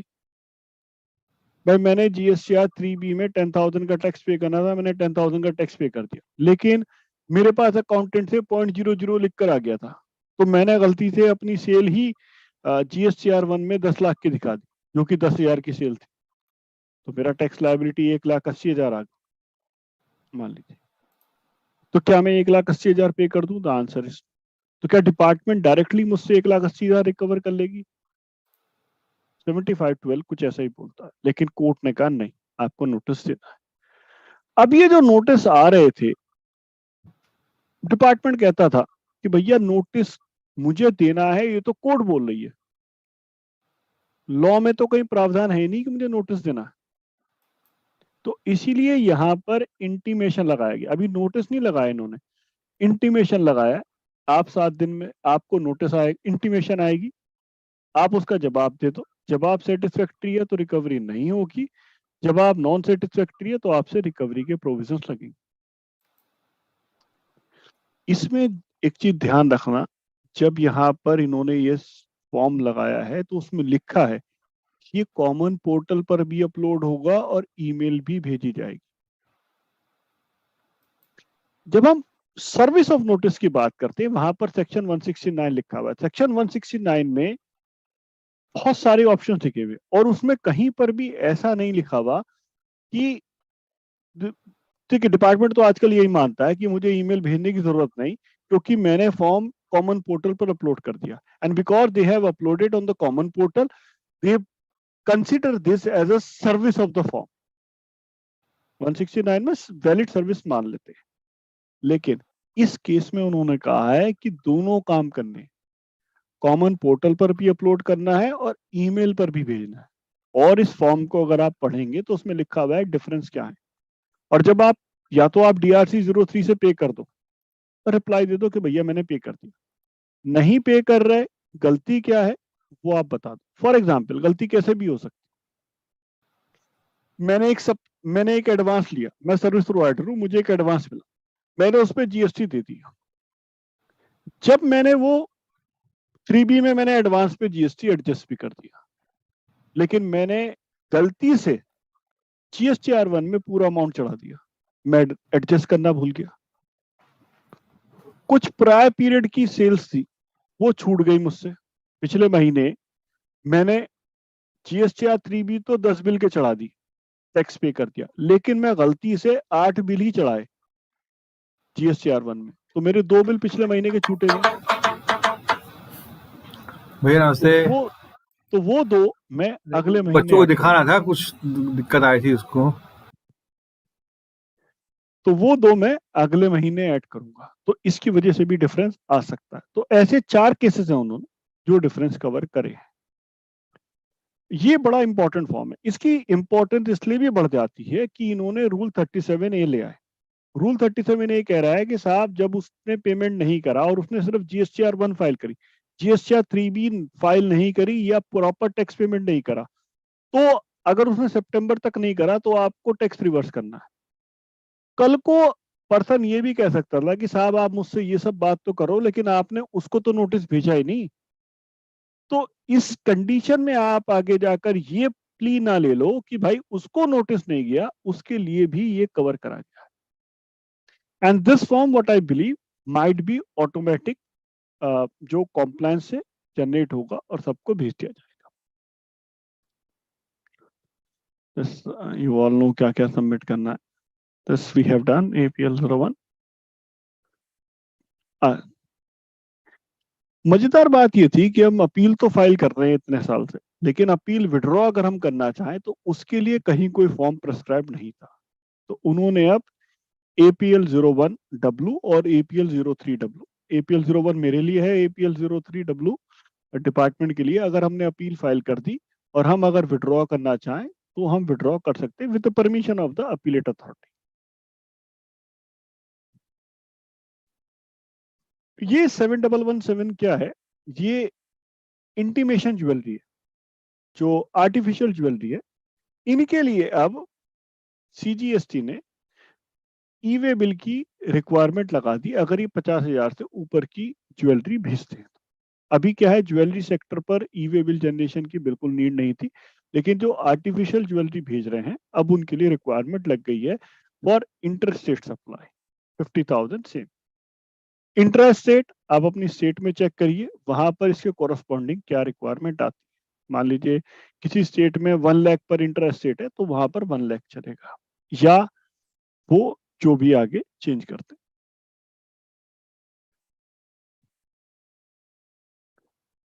This REG1 this we have done. देखिए कैंसिलेशन ऑर्डर में जो ऑर्डर है उसमें उन्होंने फॉर्म्स को चेंज करा, they have change the form. और ये एक नया फॉर्म है जिसमें उन्होंने थोड़ी सी ज्यादा चीजें प्रेस्क्राइब कर दी कि किसको टिक करना है, कि भैया आपने नोटिस का रिप्लाई नहीं दिया, आप पर्सनल हियरिंग की डेट पर नहीं आए। तो ये जो ऑर्डर ऑफ कैंसिलेशन फॉर्म है, now this has become a speaking order in a true sense. This we have done rules 8, 9। Verification में देखिए जीएसटी में धीरे धीरे artificial intelligence and machine learning का स्कोप बढ़ता जा रहा है। और जहां भी आर्टिफिशियल इंटेलिजेंस मशीन लर्निंग की बात हो रही है, तो जो ये कह रहे हैं कि साहब हम जो फिजिकल वेरिफिकेशन करेंगे those would be done more on the basis of risk parameter. तो जो रिस्क पैरामीटर डिफाइन करे जाएंगे ये मशीन लर्निंग और वो करेंगे। 52 cancellation we have done. ITC reversal 180 days में। हाँ, अगर आपने देखिए लॉ इस तरह है, सेक्शन 16 सबसेक्शन 2 का जो दो प्रोविजन, एक प्रोविजन कहता है कि साहब लास्ट लॉट पे आप पैसा लोगे, क्रेडिट लोगे अगर आप गुड्स लॉट्स में आ रहे हैं, और एक दूसरा प्रोविजन कहता है कि साहब ने 180 डेज में पेमेंट नहीं करा तो आपको रिवर्स करना है आईटीसी, और बाद में फिर कभी क्लेम कर लो जब भी आप पेमेंट कर दो। द इशू वॉज, अगर आप उसको पढ़ें ध्यान से उसको, तो वहां पर वर्ड लिखा है फेलियर टू पे। जो ये प्रोविजो है वहां पर वर्ड यूज है फेलियर टू पे। और फेलियर टू पे के केस में जो सर्विस टैक्स के एरा में जहां पर 90 डेज की लिमिट लगती थी, तो उन्होंने कहा था कि फेलियर टू पे तभी लगेगा जब आप पेमेंट नहीं कर पाए। अगर आपकी कॉमर्शियल टर्म्स कह रही थी कि भैया पेमेंट नहीं करना मुझे, मान लीजिए आपकी कॉमर्शियल टर्म्स कह रही थी कि मुझे पेमेंट 1 साल बाद करना, तो ये फेलियर टू पे नहीं होता। ये आईडीटी एरा की बात थी। लेकिन यहां पर ऐसा कुछ लिखा हुआ नहीं था, कोई एक्सेप्शंस कार्व आउट नहीं थे। 47 जीएसटी काउंसिल मीटिंग के बाद उन्होंने प्रोपोर्शनेट वर्ड भी हटा दिया। अब बात यह आई कि भाई मैंने 1 लाख रुपए का सामान खरीदा, मैंने 90,000 रुपए पे कर दी, 10,000 मैंने पे नहीं करे, तो क्या मुझे पूरे 1 लाख का क्रेडिट रिवर्स करना है? इंटरप्रिटेशन कुछ इस तरह आ रही थी कि भैया पूरे 1 लाख का रिवर्स होगा, जो कि उन्होंने क्लैरिफाई करी कि नहीं, जितने का पेमेंट नहीं करा सिर्फ उतने का रिवर्सल होगा। This we have done, OIDR we have done, this we have done, DRC 01 अभी जो फाइलिंग 1 और 3B के डिफरेंस का है।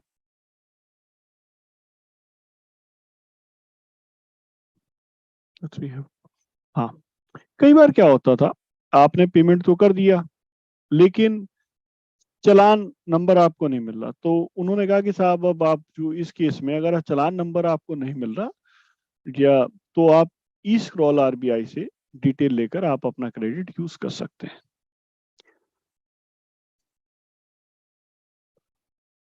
ये कैंसिलेशन के केस में रजिस्टर्ड डीलर क्या क्या देगा,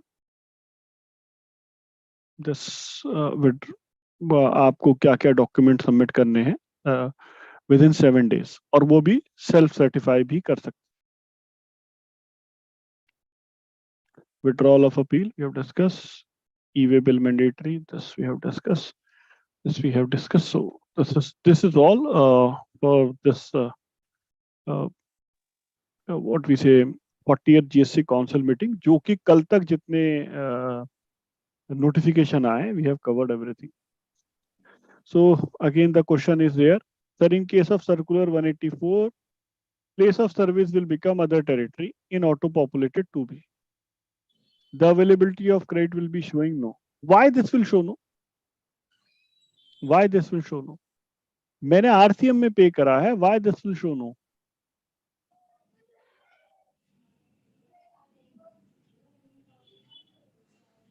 And now this one more question, sir, in case of agent dealing in freight processing other territory, they are stating IGST as this circular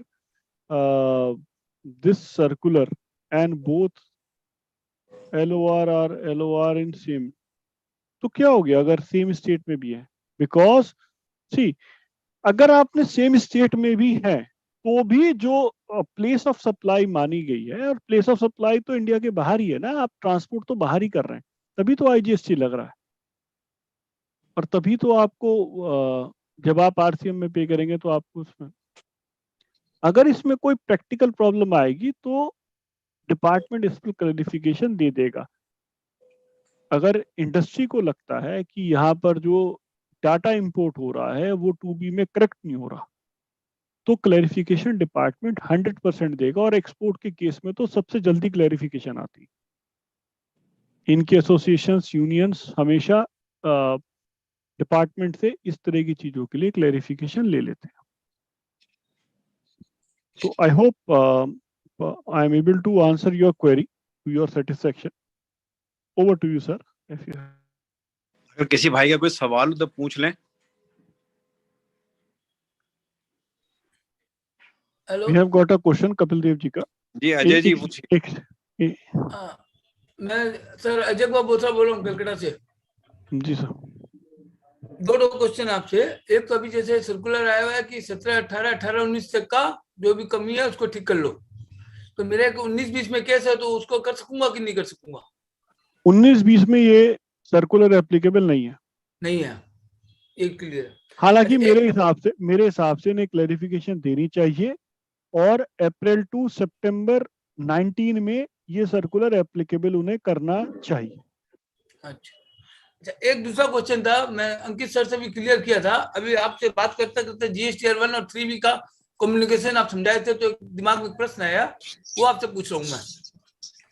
जैसे मेरा टैक्सेबल वैल्यू है 1000 रुपया, लेकिन उसमें दो आइटम है, 500 की 12% की और 500 की है 5% की. उस दोनों की कैलकुलेशन से हो रहा है 85 रुपया टैक्स. लेकिन मेरे वकील साहब ने गलती से क्या किया, 12% को कर दिया 700 और 5% को कर दिया 300. तो डिपार्टमेंट ने 89 रुपीज की डिमांड कर दी. उस हिसाब से उन्होंने जब 3B बनने गए तो पहले 89 रुपया था, तो 89 रुपया उन्होंने मतलब 85 की जगह मेरा 89 रुपया एक्सेस करवा दिया, जमा 4 रुपया एक्स्ट्रा करवा दिया. तो GSTR 1 के उनको हिसाब मिला. जब वापस चेक करने की, जब मैं अपनी 3B और GSTR 1 भी टैक्सेबल सेल वैल्यू मिला रहा हूँ टैक्स के साथ में, तो 4 रुपया एक्सेस टैक्स दिख रहा है. तो मैंने वकील साहब को कहा, सर आपने जो टैक्स बेसिक कलेक्शन करवा दिया, इनपुट बेसिक ले लिया, आउटपुट. तो बोले ठीक है, नेक्स्ट रिटर्न में अपने ठीक कर लेंगे. जब नेक्स्ट रिटर्न में जब उन्होंने किया तो वहां 4 रुपया, वो 4 रुपया का एडजस्ट किया. तो ये कुछ अजीब सा हिसाब किताब नहीं है 3B और GSTR 1 का? पूरा GST अजीब है साहब. मैथमेटिकल नंबर्स पर अगर बात करें तो देखिए, आपने 85 देने थे, आपने 89 दे दी, आप वो 4 रुपए अगले महीने एडजस्ट तो करेंगे, क्योंकि आपका जो GSTR 1 और 3B है वो आपके बेसिक इनवॉइस या सेल रजिस्टर से मैच नहीं करेगा. तो आपको जब तक समय है, सितंबर अगर आप QRMP में है और अक्टूबर की रिटर्न अगर आप दूसरे उसमें है, तो आप अपना रेक्टिफाई कर लीजिए. नहीं, मैंने अभी GSTR 9 जो भरा ना 21-22 का, उसमें मैंने करेक्शन कर लिया. अब सर बिना 1 and 3B में करेक्शन करे आप GSTR 9 में करेक्शन कैसे करेंगे? नहीं तो जैसे सेकंड पहले मैच में तो वैसे ही दिया और नेक्स्ट क्वार्टर में 4 रुपया उन्होंने कम कर लिया। हाँ तो वो तो फिर उसी साल में ही कर लिया ना आपने, ठीक। हाँ हाँ वो 21-22 में तो कर लिया ना। हाँ हाँ तो 21-22 में जीएसटीआर 1 का भी नेट टोटल 85 ही देगा और जीएसटीआर 3B का भी टोटल नेट 85 ही तो देगा। हाँ तो ठीक तो है, तो ठीक है, तब ठीक ठीक है सर, ओके। और किसी का कोई सवाल हो? है। वी हैव मेरा गॉट अ क्वेश्चन। प्रांजल शुक्ला जी बैठे हैं, स्कॉटलैंड से बैठे हुए हैं, स्कॉटलैंड में बैठे हुए हैं प्रांजल शुक्ला जी हमारे। जी जी स्कॉटलैंड से बैठ के हमारी वेबिनार ज्वाइन करे हुए हैं। जी जी, thank you. So after APL Good evening, sir. automatically good evening Pranjal ji. Pranjal ji, topic कैसा लगा आज का आपको? बहुत अच्छा। मैं तो कंटिन्यूसली सुन रहा हूँ। लंदन में स्कॉटिश बॉर्डर पर था, मैंने क्या कनेक्ट कर लूँ वाईफाई से ट्रेन में, और कंटिन्यूसली मैं सुन रहा हूँ। बहुत अच्छा स्पीच थी, बहुत अच्छा डिलिबरेशन था, और इतना क्लियर और सिंपल वे में समझ समझाया कि इजीली मुझे समझ में आ गया। Very good, thanks a lot. ये राकेश बाबू जी का 18 क्वेश्चन है सर, थोड़ा राकेश बाबू जी कुछ पूछना चाह रहे हैं सर आपसे। जी राकेश भाई बोलिए। सर ये सर्कुलर नंबर 183 इसका पैरा 4 का पॉइंट 2 इसको जरा क्लियर कर दे तो मेहरबानी होगी। सर्कुलर नंबर 183 का पैरा 4 का पॉइंट 2 मैं पढ़ के सुनाऊं सर?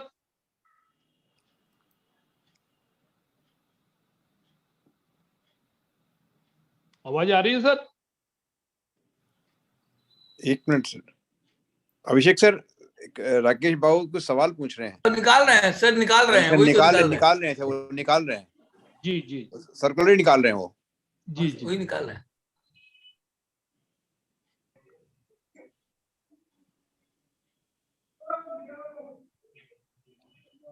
और आगे पैरा नंबर 4 है लास्ट में।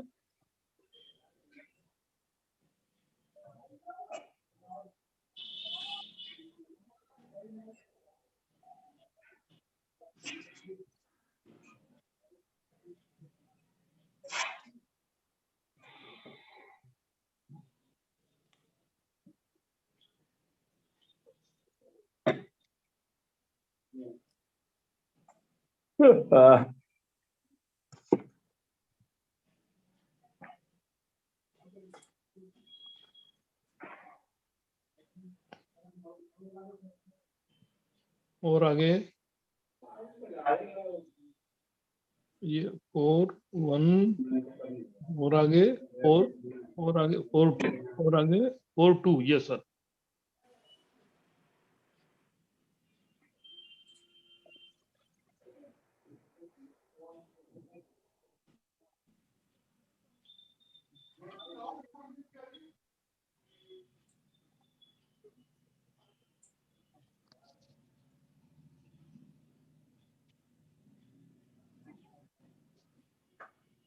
सर आपकी आवाज म्यूट हो गई है। Oh, sorry. See, in this way, they are denying any credit linked with in violation of section 16 subsection 4. तो जब आपने जो 17-18 था, 17-18 के लिए आपकी जो क्रेडिट्स की डेडलाइन थी क्लेम करने की, वो सितंबर से बढ़ाकर मार्च 19 कर दी गई थी, और 18-19 की तो सितंबर 19 ही थी। तो अगर आपके वेंडर ने इनका वॉयलेशन करके रिटर्न फाइल करी है तो आपको क्रेडिट नहीं मिलेगा। यानी कि जो कई केसेस में ऐसा हुआ है कि एमनेस्टी आई थी, एमनेस्टी में लोगों ने रिटर्न फाइल करी थी, तो उसका भी क्रेडिट नहीं मिलेगा। तो ये बेसिकली सेक्शन 16 सबसेक्शन 4 को विदहोल्ड कर रहे हैं। अगर ये नहीं भी करते, नहीं भी लिखते, this is basically clarificatory in nature, तो भी सेक्शन 16 सबसेक्शन 4 का वायोलेशन इस सर्टिफिकेट के थ्रू पॉसिबल नहीं था। जी थैंक यू। और किसी भाई को सवाल हो? हाँ सर, एक इनका क्वेश्चन आया हुआ है कपिल देव जी का, मैं कपिल पढ़ जी। देता हूं। नहीं, इनका क्वेश्चन आया हुआ है चैट पे।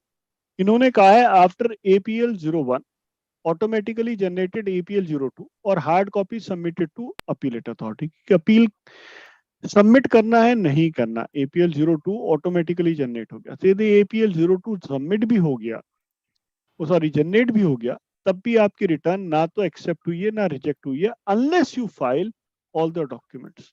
तो आपको डॉक्यूमेंट फिर भी फाइल करने हैं, हार्ड कॉपी।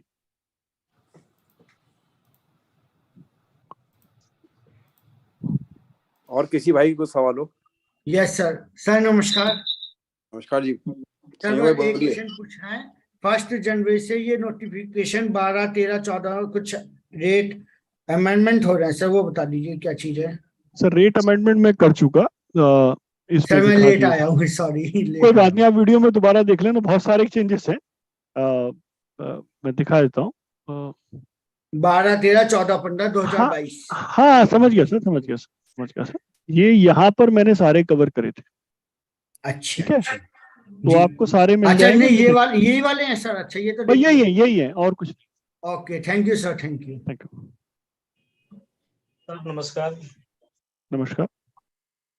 सर ये जो अभी नया चेंजेज आया है अपील के रिगार्डिंग में, तो इसमें हम अगर सेल्फ सर्टिफाइड कॉपी अपलोड कर देते हैं अपील फाइल करते समय, तो क्या इसको हार्ड कॉपी भी हमको अपीलेट अथॉरिटी के साथ में सबमिट करना होगा, या वो उसी का? बड़ा विरोधाभास है, हम एक तरफ डिजिटल इंडिया की तरफ बढ़ रहे हैं और फिर हम कहते हैं कि साहब हार्ड कॉपी सबमिट करनी है, पर जहाँ कहा गया है तो हार्ड कॉपी सबमिट करनी ही है। अच्छा ठीक है, ठीक है सर, ओके, थैंक यू। सभी डेलीगेट से मेरी रिक्वेस्ट भी है कि आप कास्ट चैनल को सब्सक्राइब करते रहें। जिनको जो भी प्रॉब्लम हो इसको दोबारा सुन लें, अभी सब आपकी ये यूट्यूब पे है। अभी बहुत लोगों ने सब्सक्राइब नहीं किया हुआ, ये फ्री ऑफ कॉस्ट है, कोई पैसे नहीं लग रहे आपके कोई इसमें। और किसी भाई को सवाल हो? अर्थ अंकल, आपको एक बात बोलना था जी कि अपने जो 154 वेबिनार इतने हुए हैं ना, इसमें बहुत आदमी पहले जुड़े हुए थे। उसमें क्या है कि वो पासवर्ड और कोड नंबर अलग था। बहुत आदमी को आपका अभी नया नंबर मालूम ही नहीं है।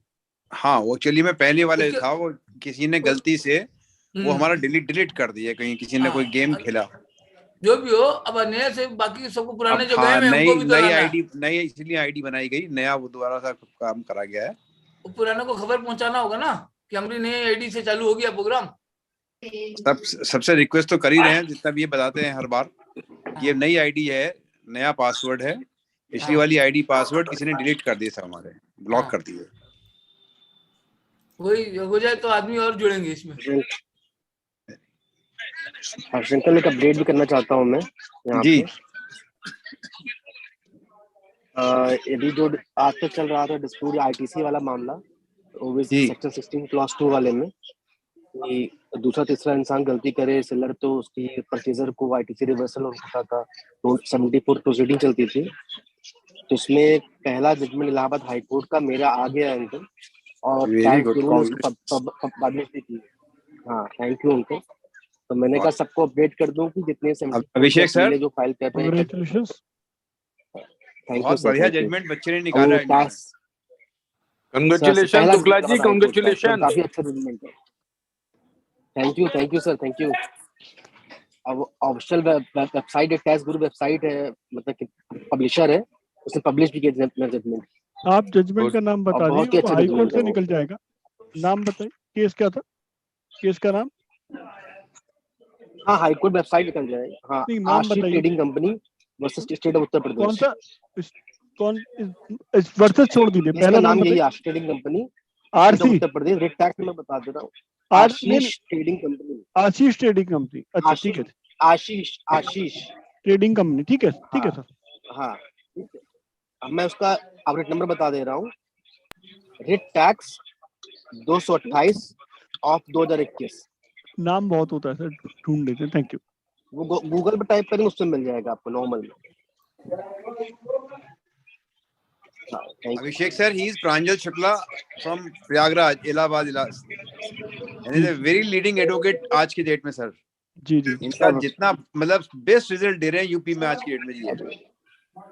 सही है, जुड़ते हैं इनसे भी। हाँ जी, मतलब अब मजा आएगा आपको। मतलब मैक्सिमम काम आज की डेट में इनके पास है, और जो मैं देख रहा हूँ जितने भी मेरे को लोग बताते हैं, कहते हैं जी जो भी काम दिया है सबके पॉजिटिव रिजल्ट्स आए हैं। सब अंकल का आशीर्वाद और काफी कृपा है, और क्या अंकल। अब आपकी प्लेटफॉर्म मेहनत है, ऐसा प्लेटफॉर्म है कि जो भी आया है सब आपकी मेहनत है। प्लेटफॉर्म पे बहुत बड़ा अंकल, ये प्लेटफॉर्म ऐसा उपकाश है जी अंकल। और किसी भाई का कोई सवाल हो? मेरा ये 17-18 का जो सर्कुलर जारी हुआ है उसमें ये 5 लाख की क्या सेल अमाउंट है और ये टैक्स अमाउंट? 5 लाख जब भी ऐसे बताया जाता है it is always the tax amount not sale amount. तो 5 लाख के नीचे वेंडर का सर्टिफिकेट चाहिए एफ, और 5 लाख के ऊपर वेंडर के साथ साथ सीए सर्टिफिकेट भी चाहिए। सर एक सवाल और आ रहा है, वो 5 करोड़ का जो आया जी 1 जनवरी से ई इनवॉइसिंग लागू 5 करोड़ नहीं है अभी जीएसटी काउंसिल ने रेकमेंड नहीं करी। अच्छा, पहले तो काउंसिल रेकमेंड करेगी फिर ये डेट टेकर आएंगे। ये तो एक वेबसाइट ने एक्सपेक्टेशन में लिख दिया था। अब वेबसाइट बड़ी पॉपुलर है और इसी चीज का काम करती है तो उसकी बात को लोगों ने मान लिया। इनफैक्ट जब इस पर बात चली तो कुछ दिन पहले उन्होंने क्लैरिफिकेशन भी दे दी कि अभी तो जीएसटी काउंसिल ने रेकमेंड नहीं करा। देखिए सीबीआईसी कोई भी काम कर सकती है, वो तभी कर सकती है जब जीएसटी काउंसिल रेकमेंड करे। जब तक काउंसिल ही रेकमेंड नहीं करी तब तक क्या है, काउंसिल रेकमेंड करेगी फिर डेट आएगी। हाँ, लेकिन इसमें एक चीज ध्यान रखने वाली बात है कि मान लीजिए आपके व्यापार के 10 करोड़ इस साल में टर्नओवर हो गया तो आपकी 1 अप्रैल से लायबिलिटी बन जाएगी, क्योंकि पिछला साल में आप 10 करोड़ क्रॉस कर गए। और किसी भाई को सवाल हो? सर बस अभिषेक सर की पीपीटी ले लीजिए सर। वो तो सर आ जाएगी सर की पीपीटी।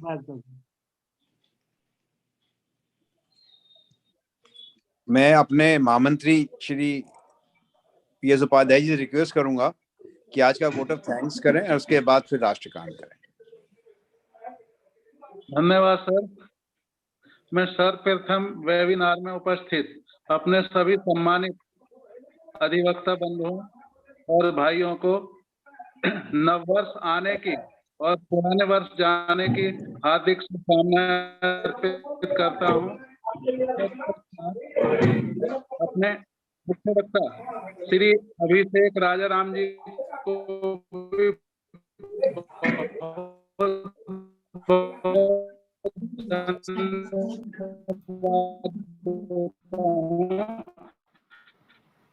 क्योंकि इन्होंने इतने व्यस्त समय जैसे एक बहुत ही अच्छा समझ में आया, सभी को इसका लाभ होगा।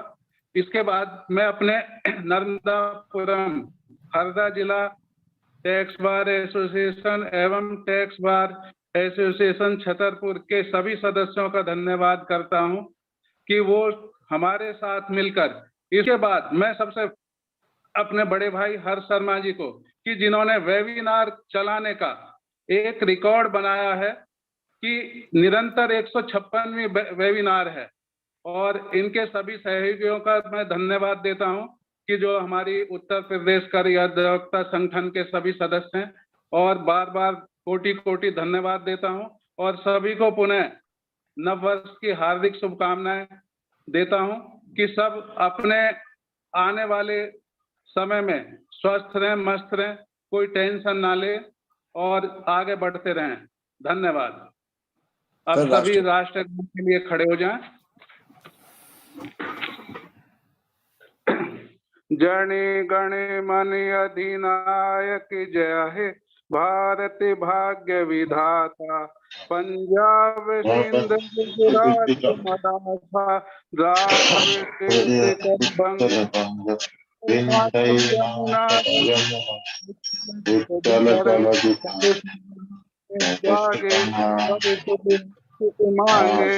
मांगे तब जय गाता। जन गण मंगल दायक जय हे, भारत भाग्य विधाता, जय हे जय हे जय हे जय जय जय हे। भारत माता की जय। सभी को पुनः नववर्ष, आने वाले नववर्ष की हार्दिक शुभकामनाएं। सब मस्त रहें, खुश रहें, टेंशन बिल्कुल ना लें।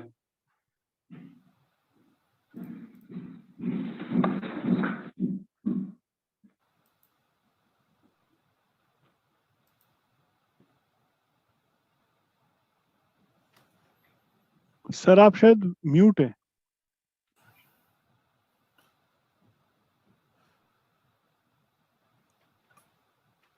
अभी सर म्यूट है आपका मोबाइल, आप माइक बंद किए हैं अपना।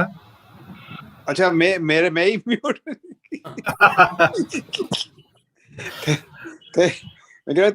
Thank you very much everyone. अगले सर एक अंतिम, सर एक प्लीज एक 1 मिनट, मैं अभिषेक सर से छोटा सा प्रश्न करना चाहता हूं, हालांकि ये विषय से संबंधित नहीं है। जी सर। अगर अभिषेक सर उसका जवाब देना चाहें तो दे दें, और ना देना चाहें तो कोई बात नहीं। आप सवाल पूछिए। सर आपके मौसी जी से रिलेशन कैसे हैं? मौसी जी जी निर्मला सीतारमण। मेरी कोई मौसी नहीं है सर। सर निर्मला सीतारमण हम सब व्यापारियों की मौसी है वो। I will avoid answering this on a public platform. Okay sir, thank you very much. Thank you. ठीक sir, thank you very much. And she is called ताई, not मौसी। हाँ, ताई कहलाती हैं। हम लोग तो सर मध्य प्रदेश के लोग मौसी बोलते हैं उनको। Thank you very much everyone. नए साल की सबको बहुत बहुत हार्दिक शुभकामनाएं। अगले शनिवार को फिर नए गुरुजी के साथ अगले साल मिलेंगे सर, अगले साल मिलेंगे, अगले शनिवार को नहीं, अगले साल मिलेंगे सर। आप अगले साल मिलेंगे नए और अभिषेक सर को दोबारा जरूर फिर से बुलाइएगा सर। इनसे बात करना है, अब भी सर 1 साल बाद आए, पर आए जरूर। बहुत अच्छा लगता है इनसे बात करके, इनकी सुन के। सर पीपीटी जरूर शेयर कीजिएगा। सर लास्ट आए थे 25 दिसंबर को, लास्ट आई। सर हम कह रहे साल भर में बुलाते हैं, आप 1 साल में 1 बार बुलाते हैं, क्या मतलब सर पीपीटी जरूर शेयर कीजिएगा। नहीं सर, बिजी बहुत रहते हैं, सर की क्लासेस चलती रहती हैं। जानता हूँ सर, मैं तो रोज देखता हूँ सर, प्रतिदिन पर डे, सुबह शाम दिन रात। अगर अभिषेक सर का ट्वीट नहीं आया तो मेरे को थोड़ा पेट में दर्द होने लगता है कि सर क्या बात है, आज कुछ हुआ नहीं जीएसटी में क्या? कह रहे ना कि सर के इतने फैन हैं।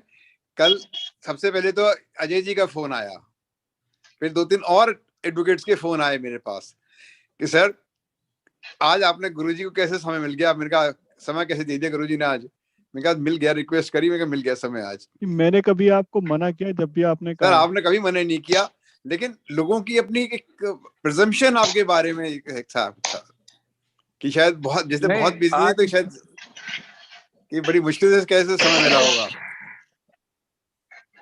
और कोई नहीं सर, मतलब आपका प्यार, आपका आशीर्वाद सर, हम लोग उसके मतलब कृतज्ञ हैं।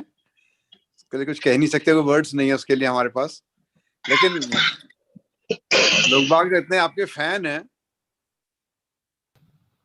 कि भगवान मैं आपका फैन हूँ, बात करते नहीं सर का जो दृष्टिकोण है, सर का जो स्पष्टीकरण है एकदम टू द पॉइंट होता है। कभी भी इधर उधर नहीं जाते हैं, बिल्कुल पॉइंट से बात करते हैं, इसलिए इनकी बात एकदम सही और सटीक होती है। बिल्कुल सही है। इसलिए बार इनको सुनने का बहुत इच्छा करती है। इनके सर के तो यूट्यूब पर भी हम बराबर सुनते रहते हैं, देखते रहते हैं। बहुत अच्छा सर, बहुत अच्छा, बहुत ही क्लियर सर, बहुत क्लियर कट बात सर। मैं सभी से फिर रिक्वेस्ट करूंगा, जिन लोगों ने सब्सक्राइब नहीं किया हुआ ओपकास्ट चैनल, सब्सक्राइब कर लें और सर को फिर सुनने, जब जिनका जो टॉपिक में आज देर से आए हैं या जिन लोगों ने समझ में नहीं आया या कहीं किसी का कोई कहीं शंका है किसी को इस टॉपिक के बारे में, जो अमेंडमेंट्स आए हैं। Thank you very much, till then good night, bye bye sir, good night sir, शुभ रात्रि, हैप्पी न्यू ईयर सर। सभी को